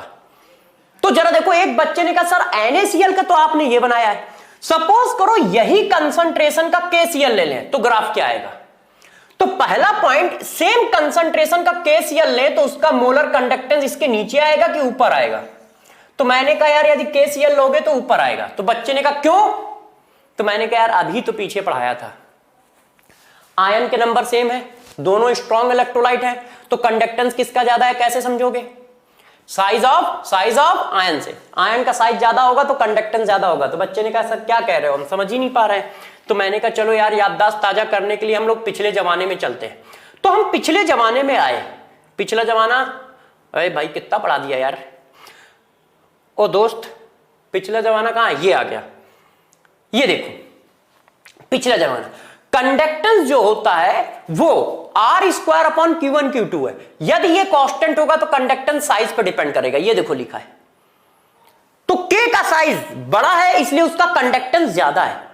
तो जब आपने यहां पे ग्राफ की बात की, ये देखिए दोस्त, ओ ये ग्राफ की बात की कि सेम कंसंट्रेशन का KCl है, सेम कंसंट्रेशन का NaCl है, तो बताओ कंडक्टेंस किसका ज्यादा होगा? तो हमने कहा KCl का ज्यादा होगा। उसका ग्राफ भी कैसा जाएगा? ऐसा ही जाएगा लगभग। क्यों? क्योंकि दोनों स्ट्रॉन्ग इलेक्ट्रोलाइट हैं तो ग्राफ तो एक ही जैसा होगा, मगर ये ग्राफ ऊपर से जाएगा क्योंकि उसका पहले ही कंडक्टेंस ज्यादा था, तो और कंडक्टेंस ज्यादा हुआ। अब किसी बच्चे ने कहा सर ये बात तो ठीक है, यदि हम वीक इलेक्ट्रोलाइट ले आए तो तुम कैसे बताओगे कि कंडक्टेंस कितना बढ़ेगा कितना नहीं बढ़ेगा? तो जरा देखो, effect of dilution in weak electrolyte, effect of dilution in weak electrolyte is known as Kohlrausch law. Effect of dilution in weak electrolyte is known as Kohlrausch law. ये देखो, इसको कोलार्च लॉ कहते हैं। अब ये क्या होता है जरा बताता हूं, गौर से समझिएगा। पहला पॉइंट तो मैं जो पढ़ा रहा हूं वो समझो जरा। देखो यार, अल्फा इक्वल टू होता है √KA अपॉन C, पीछे पढ़ाया। वीक इलेक्ट्रोलाइट मेरे दोस्त क्या होते हैं? तो बच्चों ने कहा सर यार वीक इलेक्ट्रोलाइट पिछली क्लासों में पढ़ाया तो गया था आपको। मैंने कहा क्या पढ़ाया था आप लोगों ने? तो बच्चों ने कहा सर ये पढ़ाया था आपको कि वीक इलेक्ट्रोलाइट जो होते हैं वो पार्शली आयोनाइज होते हैं। मैंने कहा यार पार्शली मींस क्या होता है? पार्शली आयोनाइज का मतलब क्या है भाई? तो बच्चों ने कहा ये मान के चलो कि 1% से लेके 10% या 5%। ऐसा नहीं होता है कि पार्शली का मतलब 40-50% समझो। 50% से ऊपर चलने लगता है, 60-70 हो गया तो वो स्ट्रॉन्ग इलेक्ट्रोलाइट में काउंट होता है। तो वो पार्शली आयोनाइज होता है, 5%, 10%, 6%, 13%, ऐसे मान लो। तो वीक इलेक्ट्रोलाइट पार्शली आयोनाइज होता है। तो बच्चों ने कहा सर देखना आप कैसे चलता है। मैंने कहा बताओ बच्चों। तो बच्चों ने कहा सर जैसे जैसे आप डाइल्यूशन करोगे तो C अप्रोचेस टू 0 जाएगा और अल्फा अप्रोचेस टू 100% जाएगा। मैंने कहा वेरी गुड यार, तुमने तो सही बताया हमको। तो फिर जरा गौर समझिए, इसका मतलब क्या हुआ कि जब डाइल्यूशन किया जाएगा, जब डाइल्यूशन किया जाएगा तो सबसे पहले क्या होगा? अल्फा भी इंक्रीज करेगा। यहां पर क्या होगा? अल्फा भी इंक्रीज करेगा। अल्फा इंक्रीज करने का मतलब नंबर ऑफ आयंस इंक्रीज करेंगे, नंबर ऑफ आयंस इंक्रीज करेंगे। क्यों इंक्रीज करेंगे? क्योंकि पहले आयोनाइजेशन कितना था? 1 से 10% और अब आयोनाइजेशन कितना है? 100%। तो यार वीक इलेक्ट्रोलाइट के केस में 2 केस होते हैं जब आप डाइल्यूशन करते हो। पहला केस कि डाइल्यूशन करने से उसका अल्फा भी बढ़ता है। स्ट्रॉन्ग में पहले से 100% था तो और कितना बढ़ा दोगे, मगर वीक का तो 5 से 10% है, 15% है। तो जब तुम डाइल्यूशन करोगे तो वो अप्रोचेस टू 100% की ओर जाएगा। ओस्टवाल्ड डाइल्यूशन ला यही तो होता है, डाइल्यूशन वाले भैया ने यही तो बताया था हम लोगों को, भूल गए? तो जरा देखो ये क्या होगा, 100% की ओर जाएगा तो इंक्रीज करेगा अल्फा। अल्फा इंक्रीज करने का मतलब नंबर ऑफ आयन इंक्रीज करेंगे। तो पहला फैक्टर है नंबर ऑफ आयन इंक्रीज करेंगे और दूसरा फैक्टर सेम है, तुम पानी बढ़ाते जाओगे तो डिस्टेंस भी बढ़ती चली जाएगी। डिस्टेंस बिटवीन आयंस भी इंक्रीज होगी। इसका मतलब यहां पर 2 फैक्टर हैं जो कंडक्टेंस को बढ़ाएंगे। डिस्टेंस बिटवीन आयन इंक्रीज हो रही है इसलिए भी कंडक्टेंस बढ़ेगा और साथ साथ में नंबर इंक्रीज हो रहे हैं इसलिए भी कंडक्टेंस बढ़ेगा। इस वजह से यदि हम आपको बताएं, अभी हमने कोलार्च लॉ नहीं पढ़ाया, पहले तो इफेक्ट बता रहे हैं। अब हम यदि आपसे कहें कि जरा बताओ वीक इलेक्ट्रोलाइट पे डाइल्यूशन का ज्यादा इफेक्ट होता है कि स्ट्रॉन्ग इलेक्ट्रोलाइट पे, तो क्या चिल्लाओगे? वीक इलेक्ट्रोलाइट पे डाइल्यूशन का ज्यादा इफेक्ट होता है कि स्ट्रॉन्ग इलेक्ट्रोलाइट पे, तो क्या चिल्लाओगे?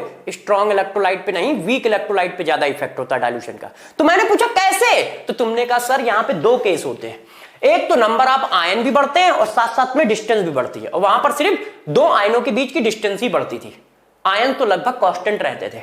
तो बच्चों ने कहा कि सर यार इसका ग्राफ नहीं बताओगे? तो मैंने कहा बिल्कुल बताएंगे। तो जरा देखो ग्राफिकल रिप्रेजेंटेशन कैसा आया। इधर हम लोगों ने ले लिया कंसंट्रेशन C, इधर ले लिया मोलर कंसंट्रेशन। इसका जब ग्राफ बनाते हैं तो जरा देखो एस्टिक एसिड, एस्टिक एसिड ये ऐसा, अब ये ऐसे भगा इस तरह से, ग्राफ जो है अप्रोचेस टू इंफिनिटी की ओर, और ग्राफ का स्लोप बहुत तेजी से ऊपर की ओर उठता है। क्यों? क्योंकि यहां पे दो फैक्टर है, अल्फा भी इंक्रीज कर रहा है, अल्फा भी इंक्रीज कर रहा है, और डिस्टेंस बिटवीन आयंस वो भी इंक्रीज कर रहा है। दोनों फैक्टर की वजह से अल्फा बहुत तेजी से, मतलब कंडक्टेंस बहुत तेजी से सूट करता है, ऐसे कंडक्टेंस बहुत तेजी से सूट करता है इस तरह से। बात समझ पा रहे हो मेरे बच्चों? तो इसका ग्राफ कुछ इस तरह से चलता है। जब हम क्या मिलाते हैं? जब हम उसमें वीक इलेक्ट्रोलाइट में पानी मिला रहे होते हैं, वीक इलेक्ट्रोलाइट में पानी मिला रहे होते हैं। अब वीक इलेक्ट्रोलाइट में जब तुम इतना पानी मिला ही रहे हो तो एक इंपॉर्टेंट बात बता देता हूं, नोट, इसको बोलते हैं ग्रोथस effect.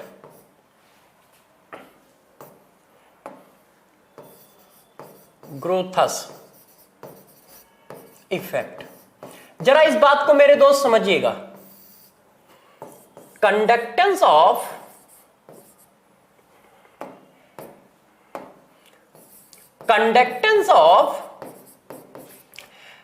H ion and OH ion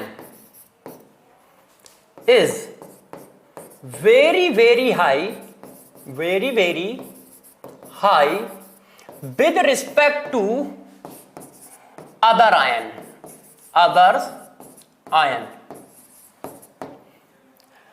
देखो गौर समझिएगा, H आयन और OH आयन का कंडक्टेंस दूसरों के रिस्पेक्ट में बहुत ज्यादा होता है। यदि कहीं पर ये है तो इन्हीं का कंडक्टेंस हमेशा हाई लगाएं। तो बच्चों ने कहा कैसे? आप ऐसा कैसे बोल सकते हो कि H आयन और OH आयन का कंडक्टेंस दूसरों के रिस्पेक्ट में बहुत हाई होता है? इसी को ग्रोथस इफेक्ट कहते हैं। एक साइंटिस्ट थे, उन्होंने बताया था। तो वो देखो कैसे बताया था। उन्होंने कहा H आयन और OH आयन जो होते हैं वो खुद नहीं भागते हैं। H आयन और OH आयन जो होते हैं वो खुद नहीं भागते हैं। मैंने कहा मतलब क्या कहना चाहते हो आप कि वो खुद नहीं भागते हैं? इसका क्या मतलब हुआ? तो उन्होंने एक बात समझाई कि इसका मतलब क्या है। जरा इस बात को आप अच्छे से समझो, गौर से मेरी बात को समझिएगा बच्चों कि ग्रोथस इफेक्ट क्या होता है। देखो एक प्रोटॉन यहां पे आया ऐसे, गौर से देखिएगा, समझिएगा बातों को, ठीक है बच्चों? समझा रहा हूं। एक प्रोटॉन यहां पे आया तो वो क्या करेगा? इसके साथ बॉन्ड बनाएगा इस तरह से, ठीक। अब जब ये बॉन्ड बनाएगा तो ये वाला बॉन्ड अपने आप ब्रेक हो जाएगा इस तरह से। देखना, अब मैं थोड़ा सा कर रहा हूं, आप लोग देखिएगा इस तरह से।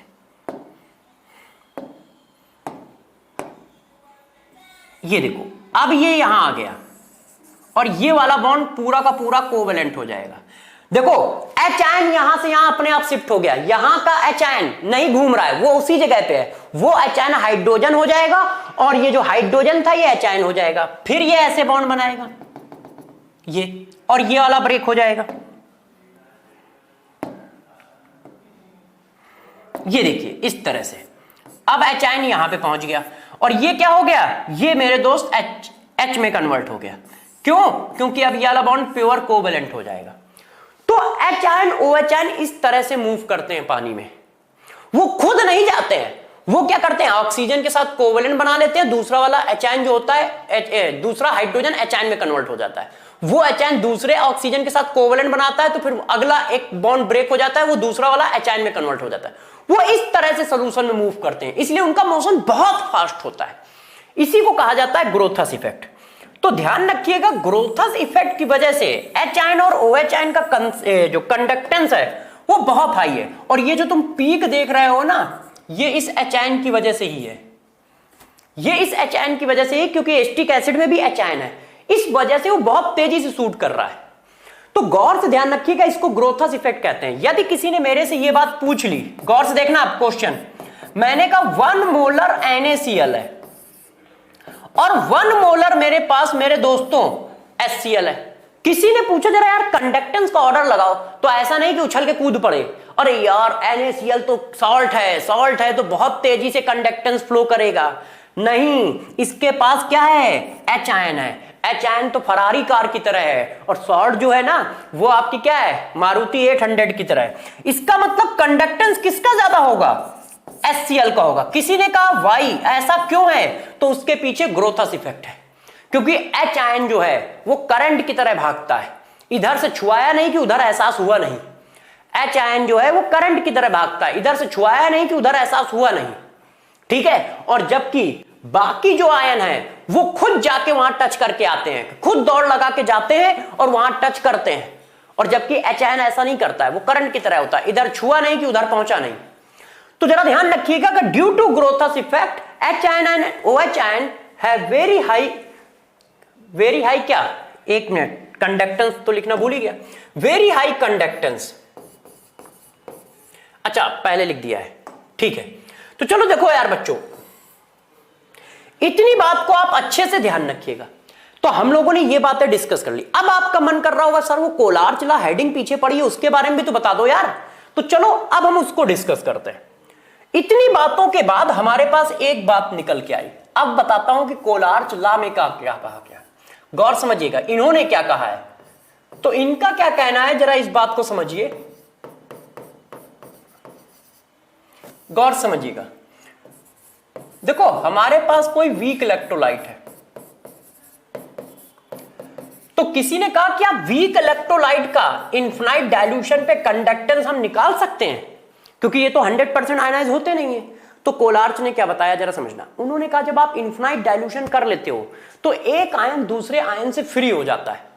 जब आप इनफिनाइट डाइल्यूशन कर लेते हो तो एक आयन दूसरे आयन से फ्री हो जाता है, मतलब उसको यही नहीं पता होता है कि सॉल्यूशन में हम अकेले हैं कि हमारे साथ खरबों आयन और भी हैं। इनफिनाइट डाइल्यूशन पे, इनफिनाइट डाइल्यूशन पे किसी भी आयन को यह नहीं पता होता है कि वो उसके साथ कोई आयन है भी। इसका मतलब क्या हुआ, इसका मतलब उसको किसी भी तरह का अट्रैक्शन या रिपल्सन फोर्स महसूस नहीं होता है। किसी ने कहा यार सर समझ में नहीं आ रहा, मैंने कहा ठीक है, एक कमरे में दो लोग हैं, एक दूसरे की प्रेजेंस है, अच्छा ये लौंडा है यार, है ना। एक कमरे में मैंने दो बच्चों को बंद कर दिया, अच्छा ये लौंडा है, दिखने में तो काला है मोटा भी है ना। उसने तुम्हें देखा, अच्छा ये दुबला पतला है बाल बड़े हैं, ऐसे हुआ। एक दूसरे का रिपल्सन या अट्रैक्शन हुआ, कुछ हुआ। अब वही एक कमरे में एक गर्ल्स एक बॉयज हो, हाँ यार बहुत हॉट है, हुआ। मगर अब इन्हीं दोनों लोगों को मैंने उठाया जाके जंगल में छोड़ दिया, एक दूसरे जंगल के एक छोर में, उसको जंगल के दूसरी छोर में। अब क्या पहले वाले को दूसरे वाले की प्रेजेंस का एहसास है कि नहीं यार इस जंगल में कोई और भी है, उसका अट्रैक्शन या रिपल्सन या किसी तरह का इंटरेक्शन फील हो रहा है? नहीं होगा। बस यही कह रहा है वो। उनका कहना है कि जब इनफिनाइट डाइल्यूशन पे पहुंचोगे तो आयन को, बहुत सारे जितने भी आयन है सॉल्यूशन में, उनमें से किसी का भी इंटरेक्शन या रिपल्सन फील नहीं होगा। इसका मतलब उसको यह फील होगा कि वो अकेले है। इसका मतलब उसको इस बात से कोई मतलब नहीं है कि उसका पेरेंट मॉलिक्यूल कौन था, उसका पेरेंट मॉलिक्यूल कौन था। तो इन्होंने बताया कि इनफिनाइट डाइल्यूशन पे, गौर से मेरी बात को समझिएगा, इनफिनाइट डाइल्यूशन पे आयनों का जो कंसंट्रेशन होता है वो उनके, इनफिनाइट डाइल्यूशन पे जो कंसंट्रेशन होता है, आयनों का जो कंसंट्रेशन होता है वो सम के बराबर होता है। मतलब क्या है जरा गौर समझो। इनसे पूछा गया इनफिनाइट डाइल्यूशन पे वीक इलेक्ट्रोलाइट का कंसंट्रेशन कैसे निकालोगे, तो इन्होंने बताया इनफिनाइट डाइल्यूशन पे वीक इलेक्ट्रोलाइट का कंसंट्रेशन उनके आयनों के इनफिनाइट डाइल्यूशन के कंसंट्रेशन के सम के बराबर होता है। ये फॉर एग्जांपल इस बात को थोड़ा सा और एक्सप्लेन करता हूं मैं, जैसे आप मेरी बातों को पकड़ सके और समझ सके। जैसे किसी ने कहा कि यार एसिटिक एसिड का इनफिनाइट डाइल्यूशन पे कंसंट्रेशन बताओ, तो इन्होंने कहा एसिटिक एसिड का मोलर देखो एसिटिक एसिड का molar conductance at infinite dilution, acetic acid का molar conductance at infinite dilution जो होगा एसीटेट आयन के कंडक्टेंस के molar conductance at infinite dilution और H आयन का molar conductance at infinite dilution के सम के बराबर होगा। यह बात किसने कही है? कोलार्च ने कही है।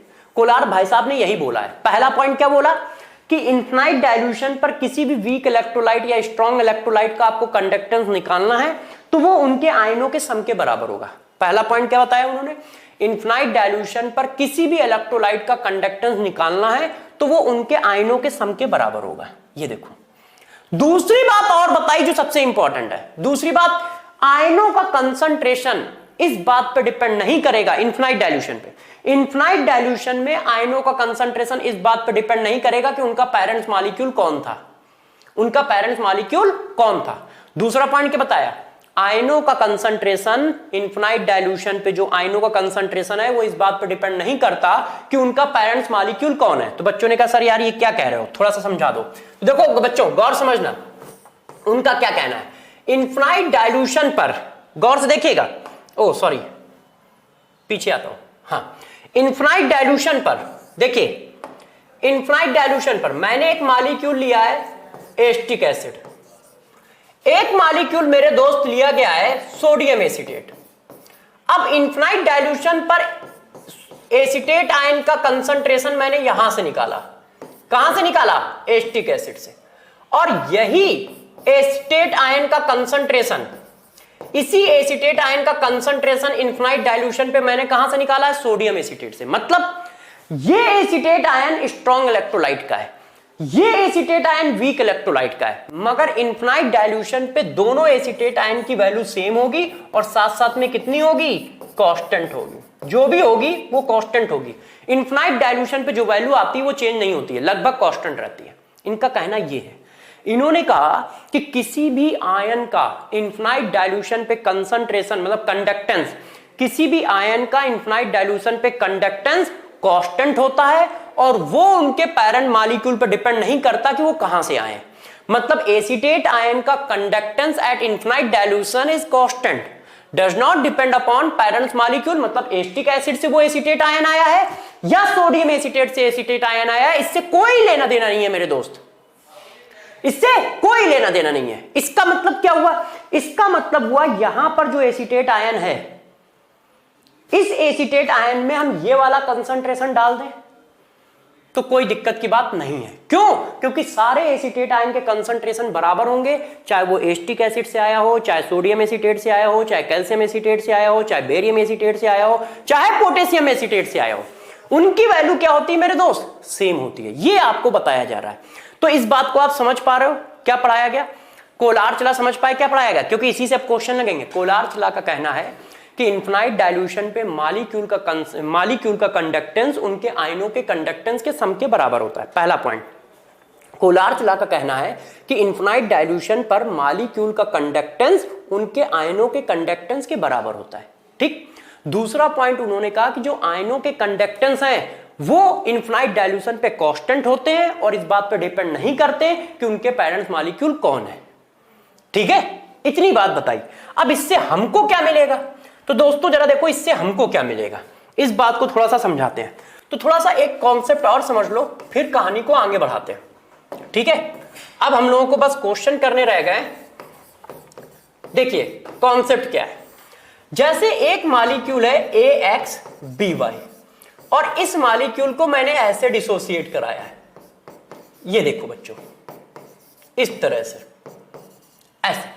अब मैंने कहा इनफिनाइट डाइल्यूशन पर, देखो इनफिनाइट डाइल्यूशन पे इसका मोलर कंडक्टेंस बताओ, गौर समझिएगा। तो किसी का मोलर कंडक्टेंस इनफिनाइट डाइल्यूशन पे कैसे लिखा जाता है ये सिखा रहा हूं। इनफिनाइट डाइल्यूशन पे इसका मोलर कंडक्टेंस बताओ, तो कैसे लिखोगे, X ये नंबर लिखा जाएगा ये, या फिर ये वाला लिखो, X into molar conductance of A ion at infinite dilution. गौर समझिएगा, आयन के नंबर यहां पे लिखे जाएंगे, ये भी मोलर कंडक्टेंस है, ये भी मोलर कंडक्टेंस है, plus Y into molar conductance of B ion at infinite dilution, ऐसे लिखा जाएगा। कैसे लिखोगे, इस तरह से लिखोगे। क्यों, क्योंकि मोलर कंडक्टेंस है। एक मॉलिक्यूल में A कितने हैं, X हैं, एक मॉलिक्यूल में B कितने हैं, Y हैं, तो इसलिए टोटल कंडक्टेंस ऐसे लिखा जाएगा।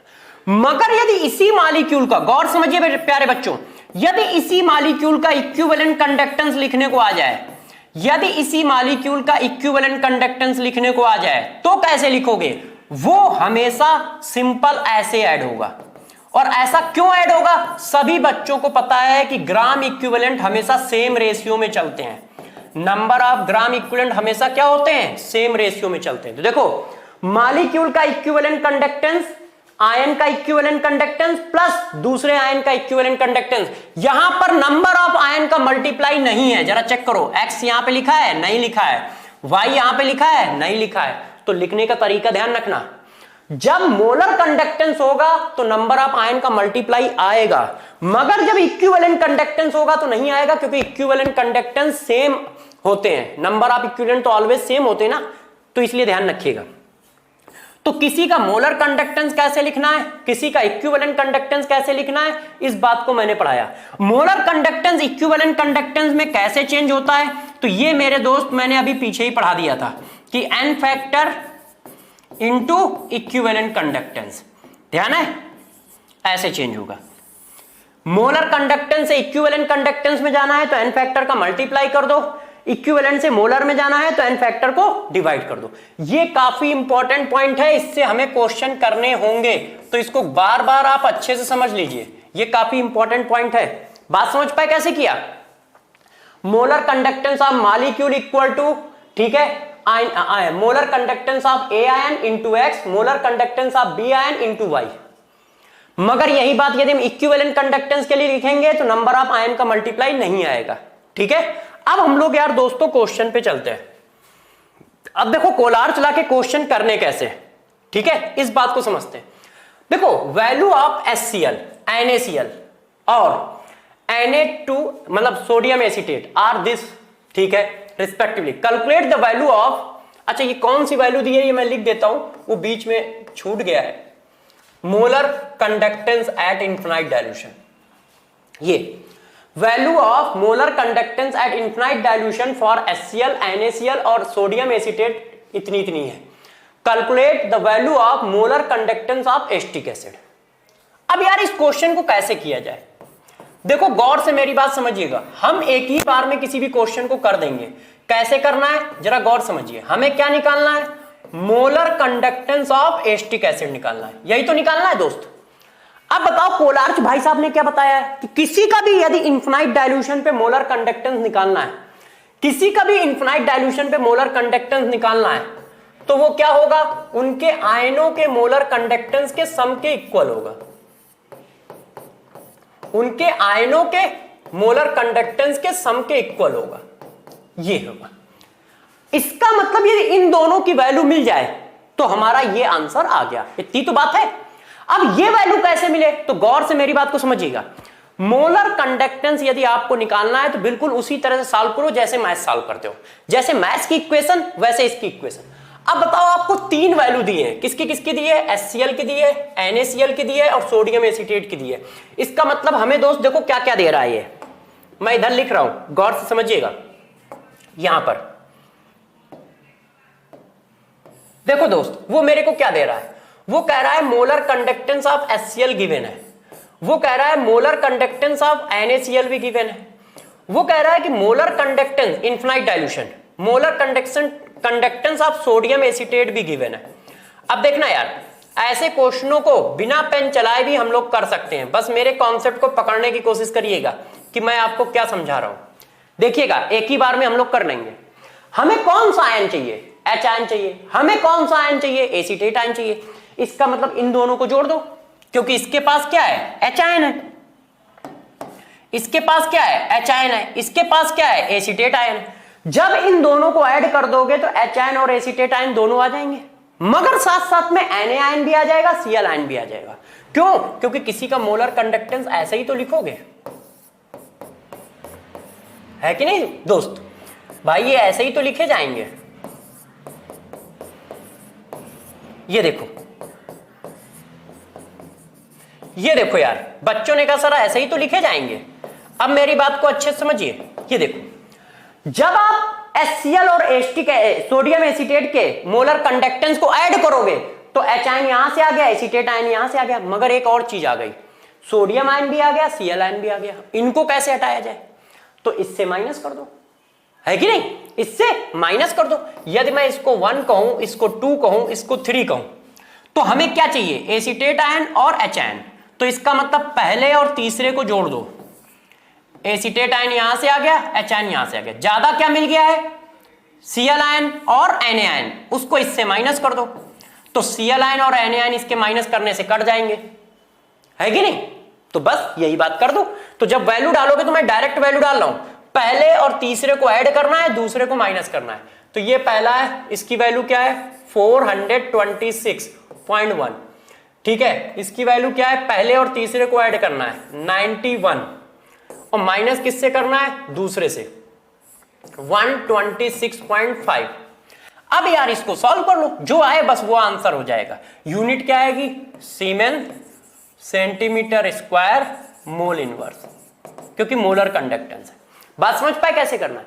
जितने भी क्वेश्चन है सब में यही करना है और बिल्कुल मैथ्स के हिसाब से करना है, बिल्कुल मैथ्स के हिसाब से। रद्दी टाइप का क्वेश्चन है, तुम इसको मैथ समझो, केमिस्ट्री में समझो। तुम बस ये देखो हमें कौन से आयन लाने हैं और बाकी सारे आयन को हटाना है। हमें पता था H आयन लाना है, एसीटेट आयन लाना है, तो जैसे ही मैंने इनको ऐड किया तो देखा यार Na और Cl भी आ गए, तो इससे माइनस कर दिया आपने, अब प्रॉब्लम सॉल्व। अब इसी तरह से और बढ़ाते हैं, आंसर निकाल लेना कैलकुलेशन करके। अब ये क्वेश्चन देखो, equivalent conductance at infinite dilution of BaCl2, H2SO4 और HCl, X1, X2, X3 respectively. Equivalent conductance of BaSO4 पूछ रहा है। जरा गौर से देख के बताओ क्या पूछ रहा है ये कह रहा है इक्विवेलेंट कंडक्टेंस ऑफ BaSO4 बता दो। तो यार BaSO4 का इक्विवेलेंट कंडक्टेंस इनफिनाइट डाइल्यूशन पे क्या होगा, बेरियम आयन का conductance at infinite dilution plus sulphate ion का कंडक्टेंस एट इनफिनाइट डाइल्यूशन। क्यों दोस्तों, यही तो होगा। अब हमें क्या निकालनी, बेरियम आयन और सल्फेट आयन चाहिए। अब मैं डायरेक्ट कर दूं, समझ जाओगे कैसे। बेरियम आयन ये है, सल्फेट आयन किसके पास है दोस्त, इसके पास है। इसका मतलब इन दोनों को जोड़ोगे तो ये इसको 1 मान लो, इसको 2 मान लो, इन दोनों को जोड़ दिया। जैसे ही इन दोनों को जोड़ा तो बेरियम आयन आ गया, सल्फेट आयन आ गया, BaSO4 का काम हो गया। मगर एक्स्ट्रा क्या आ गया, Cl आ गया और H आ गया, और इसके पास क्या है, Cl और H। तो इन दोनों को जोड़कर इससे माइनस कर दो। तो मैंने पहले और दूसरे को जोड़ा, जिसकी वैल्यू क्या है X1 और X2, और तीसरे को माइनस कर दिया X3, आंसर आ गया। बस बात खत्म हो गई। बात समझ पाए क्या किया, गौर से समझना। पहले और दूसरे को ऐड क्यों किया, क्योंकि मेरे दोस्त पहले के पास बेरियम आयन है, दूसरे के पास सल्फेट आयन है, और दोनों के बीच में साइन कैसा चाहिए, पॉजिटिव। तो इनको ऐड कर दिया। इनको ऐड करने में प्रॉब्लम क्या हुई कि इसके साथ H आयन आ गए, इसके साथ Cl आयन आ गए, तो उस इक्वेशन में H आयन और Cl आयन भी आ जाएंगे, उनको हटाना पड़ेगा। तो दोस्तों उनको हटाने के लिए हमने क्या किया, उसको HCl से माइनस कर दिया। H आयन कैंसिल हो गए, Cl आयन कैंसिल हो गए। बच्चों के दिमाग में भी एक बात आई होगी कि सर यहां Cl आयन देखो 2 है, H आयन 2 है, और यहां पे एक H आयन है, एक Cl आयन है, माइनस कैसे हो गया। तो ये क्या है, इक्विवेलेंट है। देखो यहां इक्विवेलेंट लिखा है। मैंने कहा था इक्विवेलेंट में नंबर ऑफ आयन का मल्टीप्लाई नहीं होता है। तो जो H ion gram equivalent Cl का यहां होगा वही यहां होगा, इसलिए माइनस करने की कोई जरूरत नहीं है। मगर यही क्वेश्चन यदि ऐसे पूछा जाता, जरा समझो, यदि वो मेरे से पूछता कि बेरियम सल्फेट का, गौर से इस बात को समझिएगा, यहां पे गलती बच्चों से होती है।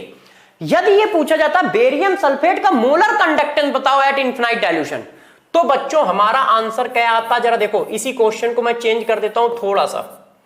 यदि वो कहता कि बेरियम सल्फेट का मोलर कंडक्टेंस बताओ एट इनफिनाइट डाइल्यूशन, तो मेरे दोस्त आंसर क्या आता, गौर समझिए। इक्वेशन ऐसे लिखी जाती, इसमें कोई दिक्कत तो है नहीं, है कि नहीं। तो इक्वेशन कैसे लिखी जाती है, ऐसे। अब जरा देखो, ये फिर इसका भी मोलर कंडक्टेंस दिया, इसका भी मोलर कंडक्टेंस दिया, इसका भी मोलर कंडक्टेंस दिया, ये हमने सपोज कर लिया है। अब हमने ये मान लिया है कि ये सारी वैल्यू मोलर कंडक्टेंस है। यदि मोलर कंडक्टेंस है तो पहले और दूसरे को जोड़ दिया, ये देखो ऐसे। यदि मोलर कंडक्टेंस है तो पहले और दूसरे को जोड़ा, जब पहले और दूसरे को जोड़ा तो 2 H आयन आ गए, 2 Cl आयन आ गए, और 2 H आयन और 2 Cl आयन को माइनस करने के लिए यहां पर 2 का मल्टीप्लाई करना पड़ेगा। मोलर कंडक्टेंस में कोएफिशिएंट चलता है, 2 H आयन आ गए, 2 Cl आयन आ गए, 2 H आयन आ गए, तो माइनस करने के लिए 2 H आयन और 2 Cl आयन चाहिए। तो हम क्या करेंगे, तीसरी वाली में 2 का माइनस करके ऐसे करेंगे। मतलब हम इक्वेशन 1 इक्वेशन 2 को ऐड करेंगे और 2 इंटू इक्वेशन 3 लिखेंगे, ऐसे लिखेंगे। यदि वो क्या पूछेगा, molar conductance of barium sulphate, क्यों, क्योंकि उसमें आयन का इन्वॉल्वेशन होता है, आयन के नंबर का इन्वॉल्वेशन होता है। गौर समझिएगा इस बात को जरा। यदि बेरियम सल्फेट का मोलर कंडक्टेंस पूछा जाएगा तो आंसर ऐसे आएगा, क्योंकि मोलर कंडक्टेंस में आयन काटने पड़ते हैं इक्वल अमाउंट में। मगर यदि इक्विवेलेंट कंडक्टेंस पूछेगा तो आंसर ये आएगा, क्योंकि इक्विवेलेंट कंडक्टेंस में आयन के नंबर का लेना देना नहीं है, आयन के नंबर का लेना देना नहीं है। यह बात मैंने देखो अभी पीछे तुमको एक्सप्लेन की है। ये देखो इस मॉलिक्यूल का जब मैंने इक्विवेलेंट कंडक्टेंस लिखा है तो कहीं पर भी आयन के नंबर नहीं लिखे गए, मगर जब हमने मोलर कंडक्टेंस लिखा है तो लिखे गए। ठीक है, तो ध्यान रखिएगा कैसे किया। और ये जो मैं आंसर लिख रहा हूं, ध्यान रखिए, ये मैंने ये सपोज करके लिखा है कि ये सारे अब मोलर कंडक्टेंस दिए हैं। तो जब सभी के मोलर कंडक्टेंस दिए होते, मतलब क्वेश्चन ऐसा होता, molar conductance at infinite dilution of BaCl2 and H2SO4 and HCl solution are X1, X2 and X3 respectively. Calculate molar conductance of BaSO4 in solution. तब ऐसे आंसर आता, और वैसे ऐसे आंसर आएगा। अब अगले क्वेश्चन पे, in molar conductance at infinite dilution of ammonium sulphate, NaOH और sodium sulphate solution are this. ये आप अपने आप निकाल लीजिएगा, इसको मैं छोड़ देता हूं। ठीक है, नेक्स्ट नंबर का क्वेश्चन कर लेते हैं, क्योंकि बिल्कुल डिट्टो सिमिलर था तो आप लोग करोगे। The conductivity of the saturated solution of same sum. ठीक है, जरा गौर समझिए, ये क्वेश्चन थोड़ा अलग सा है। ठीक है, जैसे आप करना सीखें। कंडक्टिविटी दी है, कंडक्टिविटी का मतलब सभी बच्चे जानते हैं, कापा दिया है। अच्छा, और साथ साथ में इक्विवेलेंट कंडक्टेंस भी दिया है। पूछ क्या रहा है? KSP पूछ रहा है। देखो इन्होंने कहा है हमारे पास एक ये सॉल्ट है, ये सॉल्ट कैसा है? बाईवैलेंट। बाईवैलेंट का मतलब क्या है? जिसके ऊपर दो चार्ज हो। इसका मतलब ये सॉल्ट ऐसे ब्रेक हो रहा है। कैसे ब्रेक हो रहा है मेरे दोस्त? ऐसे ब्रेक हो रहा है, बाईवैलेंट सॉल्ट है। अच्छा, फिर वो पूछ रहा है यार इसका KSP बताओ। तो मेरे दोस्तों हम सबको पता है KSP क्या होता है, ये active mass of X ion, active mass of Y ion. अब यहां पर क्या रखोगे? जो इसकी सॉल्बिलिटी होगी, यदि इसकी सॉल्बिलिटी S है तो इनकी भी सॉल्बिलिटी SS आएगी। इसका मतलब आप रखोगे क्या? सॉल्बिलिटी ऑफ ये, सॉल्बिलिटी ऑफ ये, इसका मतलब S², यही तो रखोगे। अब गौर से मेरी बात को समझना, सॉल्बिलिटी का मतलब कौन सा होता है? वो पार्ट जो सॉल्युबल है, वो पार्ट जो सॉल्युबल है, सॉल्बिलिटी निकालनी है। तो इसकी सॉल्बिलिटी ही, गौर से लिखिएगा, ध्यान दीजिएगा कॉन्सेप्ट क्या लिखने जा रहा हूं। जैसे ही कॉन्सेप्ट लिखूंगा क्वेश्चन खत्म हो जाएगा। सॉल्बिलिटी ऑफ सॉल्ट इन मोल पर litre is known as molarity of salt। गौर समझिए, जो मॉलिक्यूल की सॉल्बिलिटी होगी मोल पर लीटर में, वही तो मोलरिटी ऑफ सॉल्यूशन होगी, मोलरिटी ऑफ सॉल्ट होगी। इसका मतलब ये जो S है, ये जो S है मेरे दोस्त, ये M के बराबर है। M मतलब मोलरिटी। अब मोलरिटी कैसे निकलेगी? अब बच्चे क्वेश्चन 2 मिनट में पकड़ लेंगे। कैसे पकड़ लेंगे? Lambda equal to kappa into 1000 upon n। Lambda equal to kappa into 1000 upon n। अब क्या हुआ? ये दिया है, ये दिया है, देखो कापा ये दिया है और इक्विवेलेंट कंडक्टेंस ये दिया है। इससे क्या आ जाएगा? नॉर्मलिटी। नॉर्मलिटी आ गई तो मोलरिटी आ जाएगी, क्योंकि चार्ज तुमको पहले ही बता दिया गया बाईवैलेंट है। कैसे? मैं करके दिखाता हूं, जरा देखिए। पहले वैल्यू देख लूं। इक्विवेलेंट कंडक्टेंस कितना दिया है? 1.53, और वो कितना दिया है? 3.06 इंटू 10⁻⁻⁶। तो देखो यार मैं करके दिखाता हूं। ओ ये देखो, इसकी वैल्यू कितनी है? 1.53, उसकी वैल्यू कितनी है? 3.06 इंटू 10⁻⁻⁶, 10⁻³ अपॉन नॉर्मलिटी। एक मिनट देख लू, यही था ना? ये देखो 3.06 इंटू 10⁻⁻⁶, 1.53 और 1000 तो था ही। ये देखिए, अब ये कट गया, 2 आ गया, तो नॉर्मलिटी इक्वल टू मेरे दोस्त आ गई 2 इंटू 10⁻⁻3। अब KSP में तो हमें सॉल्बिलिटी रखनी है, S² है ना KSP। S² का मतलब M का स्क्वायर।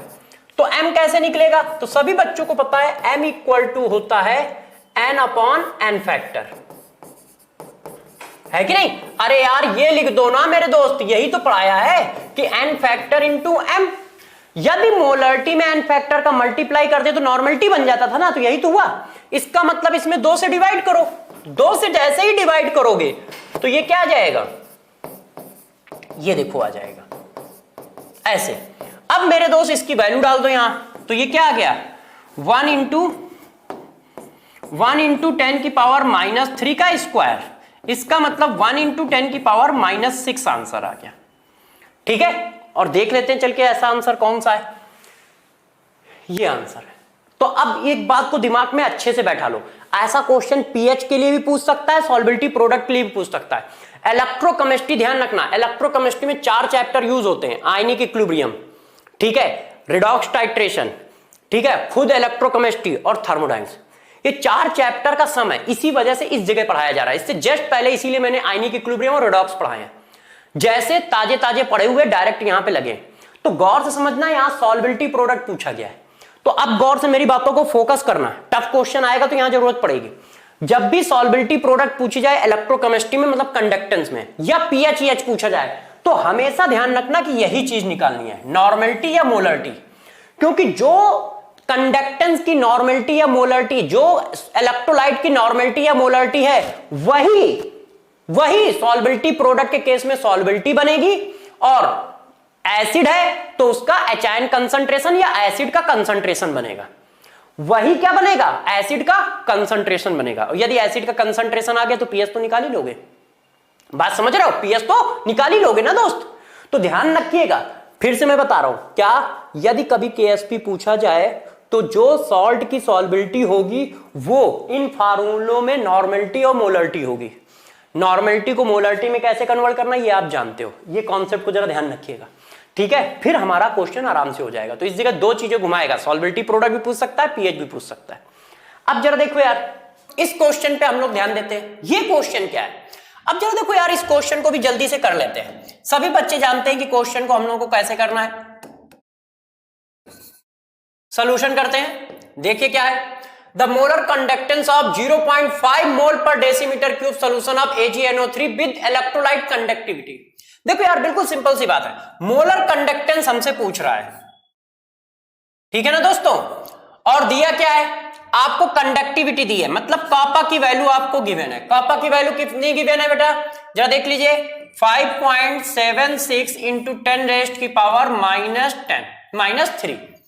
अब कंसंट्रेशन भी गिवन है आपको, ये देखिए 0.05 मोल पर डेसीमीटर क्यूब। अब यार पूछ क्या रहा है, मोलर कंडक्टेंस। तो यार ये क्वेश्चन तो आप अपने आप ही कर लोगे, है कि नहीं। मोलर कंडक्टेंस इक्वल टू क्या करोगे, डायरेक्ट फार्मूला आपको चिपकाना है। Molar conductance equal to kappa into 1000 divided by M. Kappa की वैल्यू दी है, रख दीजिए 5.76 इंटू 10 रेस्ट की पावर -3 डिवाइडेड बाई 0.05 इंटू 10 की पावर +3। अब इसको सॉल्व करके आंसर निकाल लीजिएगा। अब हम लोग नेक्स्ट क्वेश्चन में चलते हैं।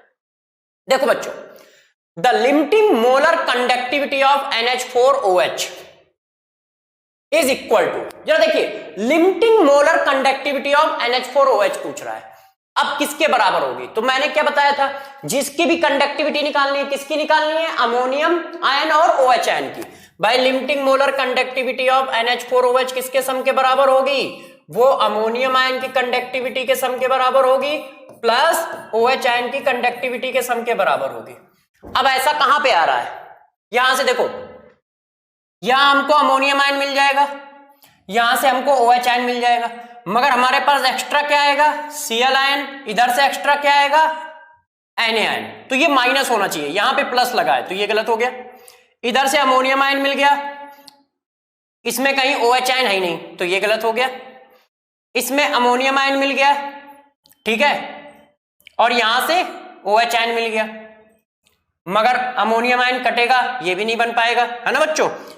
यहां से अमोनियम आयन मिल गया, यहां से OH आयन मिल गया, यहां Cl एक्सेस है, यहां Na एक्सेस है और माइनस हो गया है, तो क्या बचेगा, ammonium ion plus OH ion. मेरे दोस्तों यार समझ तो गए हो ना, इतनी देर से कर रहा हूं तो समझ ही गए होगे यार, इतना टैलेंटेड तो है भाई। यहां पे हमें क्या मिला, यहां पे आया ammonium ion, plus Cl ion, यहां से क्या आया sodium ion plus OH ion, और यहां से क्या आया Na आयन माइनस का और माइनस का Cl आयन, तो ये कट गए, तो बचा क्या, यही चीज तो बची जो हमें चाहिए थी, आंसर आ गया।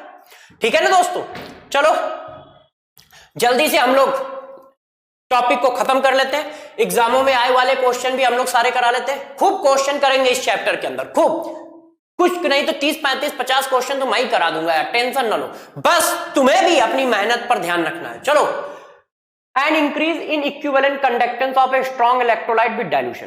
स्ट्रॉन्ग इलेक्ट्रोलाइट में यदि हम डाइल्यूशन करते हैं तो कंडक्टिविटी बढ़ती है, ये बात तो मैंने भी बताई थी। क्यों बढ़ती है ये भी बात बताई थी। आयोनाइजेशन लगभग 100% होता है, डिस्टेंस बढ़ने की वजह से आयनिक मोबिलिटी बढ़ जाती है। तो चलो, increase in ionic mobility of ion, 100% ionisation of electrolyte at normal dilution, increase in both number of ions and ionic mobility of ion, increase the number of ions, increase in both. क्यों, यदि मान लो 80% 90% dilute dissociated है तो वो 100% तक पहुंच जाएगा। भाई स्ट्रॉन्ग इलेक्ट्रोलाइट का मतलब हमेशा एग्जैक्ट 100% थोड़ी होता है, 95% डिसोसिएट हो रहा है वो भी स्ट्रॉन्ग इलेक्ट्रोलाइट है मेरे दोस्त, है ना। तो आयोनाइजेशन भी बढ़ाएगा, आयनिक मोबिलिटी भी बढ़ाएगी, बस आयोनाइजेशन बहुत कम बढ़ाता है क्योंकि पहले से ही डिसोसिएट होता है, इसलिए आंसर हमारा क्या होना चाहिए, सी होना चाहिए। चलो दोस्तों, और क्वेश्चन को कर लेते हैं, देखते हैं कि इसमें हमसे क्या पूछा जा रहा है।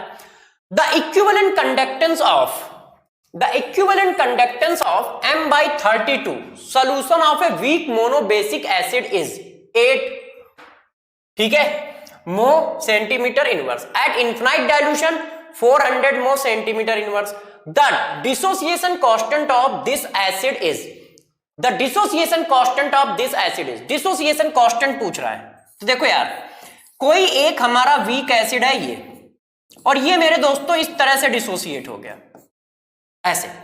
अब इसका डिसोसिएशन कांस्टेंट पूछ रहा है, तो हम सबको पता है इसका डिसोसिएशन कांस्टेंट का फार्मूला होता है C अल्फा 1 माइनस अल्फा, है ना, यही तो होता है डिसोसिएशन कांस्टेंट का फार्मूला। डायरेक्ट लिख दिया है, आप चाहें तो डायरेक्ट ना लिखें, कर लें, मैं डायरेक्ट लिख C1 minus alpha C alpha. अब इक्विलिब्रियम कांस्टेंट लिखोगे तो ऐसे ही तो लिखा जाएगा, तो ये आएगा। अब अल्फा मिल जाए तो सारा काम हो जाए, क्यों, कंसंट्रेशन तो आपको दिया ही है। तो अल्फा के लिए देखो एक फार्मूला बताता हूं, degree of dissociation,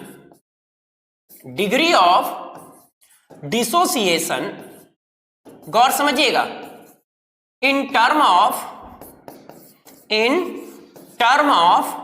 conductance, degree of dissociation in term of conductance. Conductance के टर्म में डिग्री ऑफ डिसोसिएशन का फार्मूला क्या होता है, alpha equal to lambda V upon lambda infinite, मतलब molar conductance at V concentration और मोलर कंडक्टेंस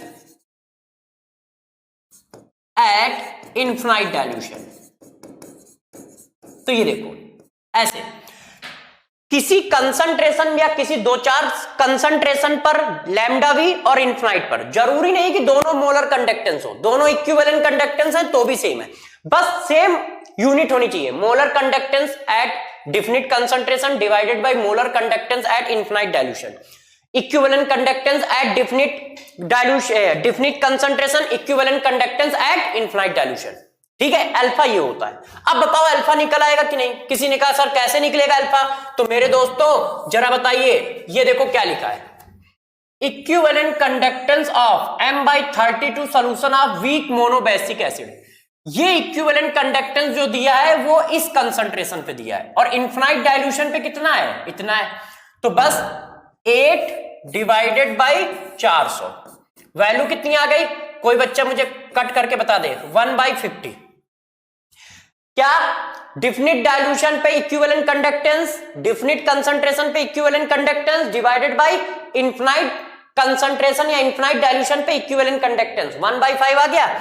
अब मेरे दोस्त बताओ C की वैल्यू कितनी है, 1/32, ये देखो अल्फा बी की वैल्यू कितनी है, 1/50 का स्क्वायर।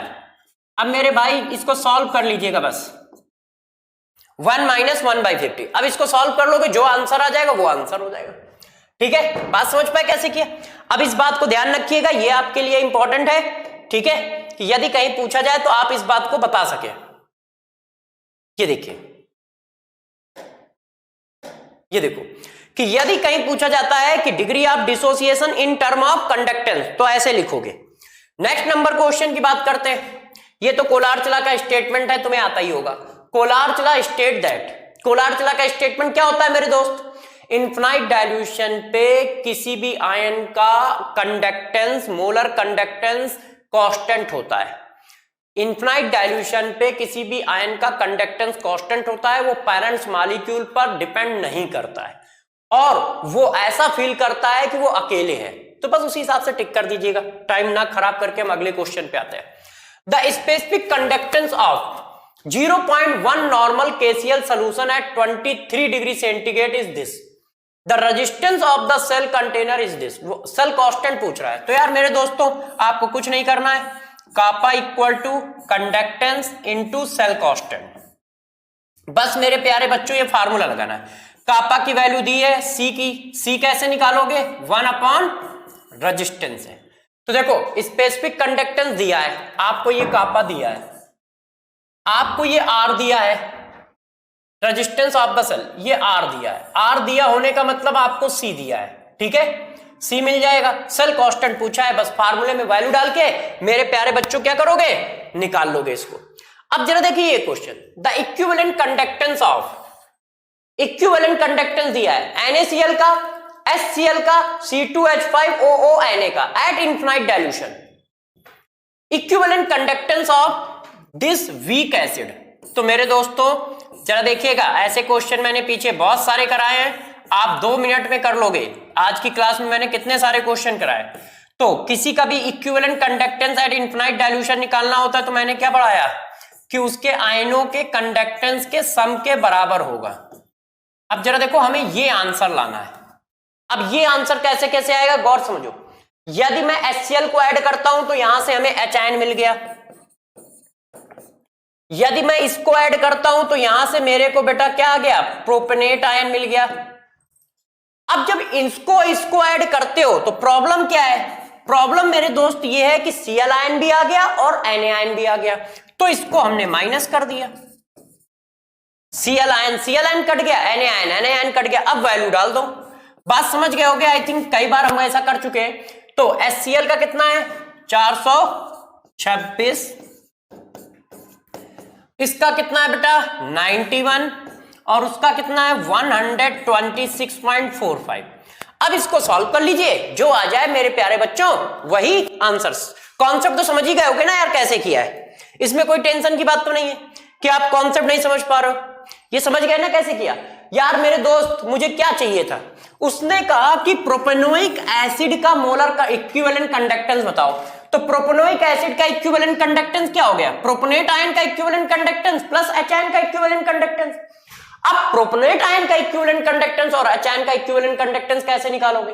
H आयन यहां से उड़ा लिया, प्रोपेनेट आयन यहां से उड़ा लिया, मगर जब यहां उड़ाओगे तो Cl ज्यादा आ जाएगा, यहां उड़ाओगे तो Na ज्यादा आ जाएगा, इसलिए इसको माइनस कर दिया।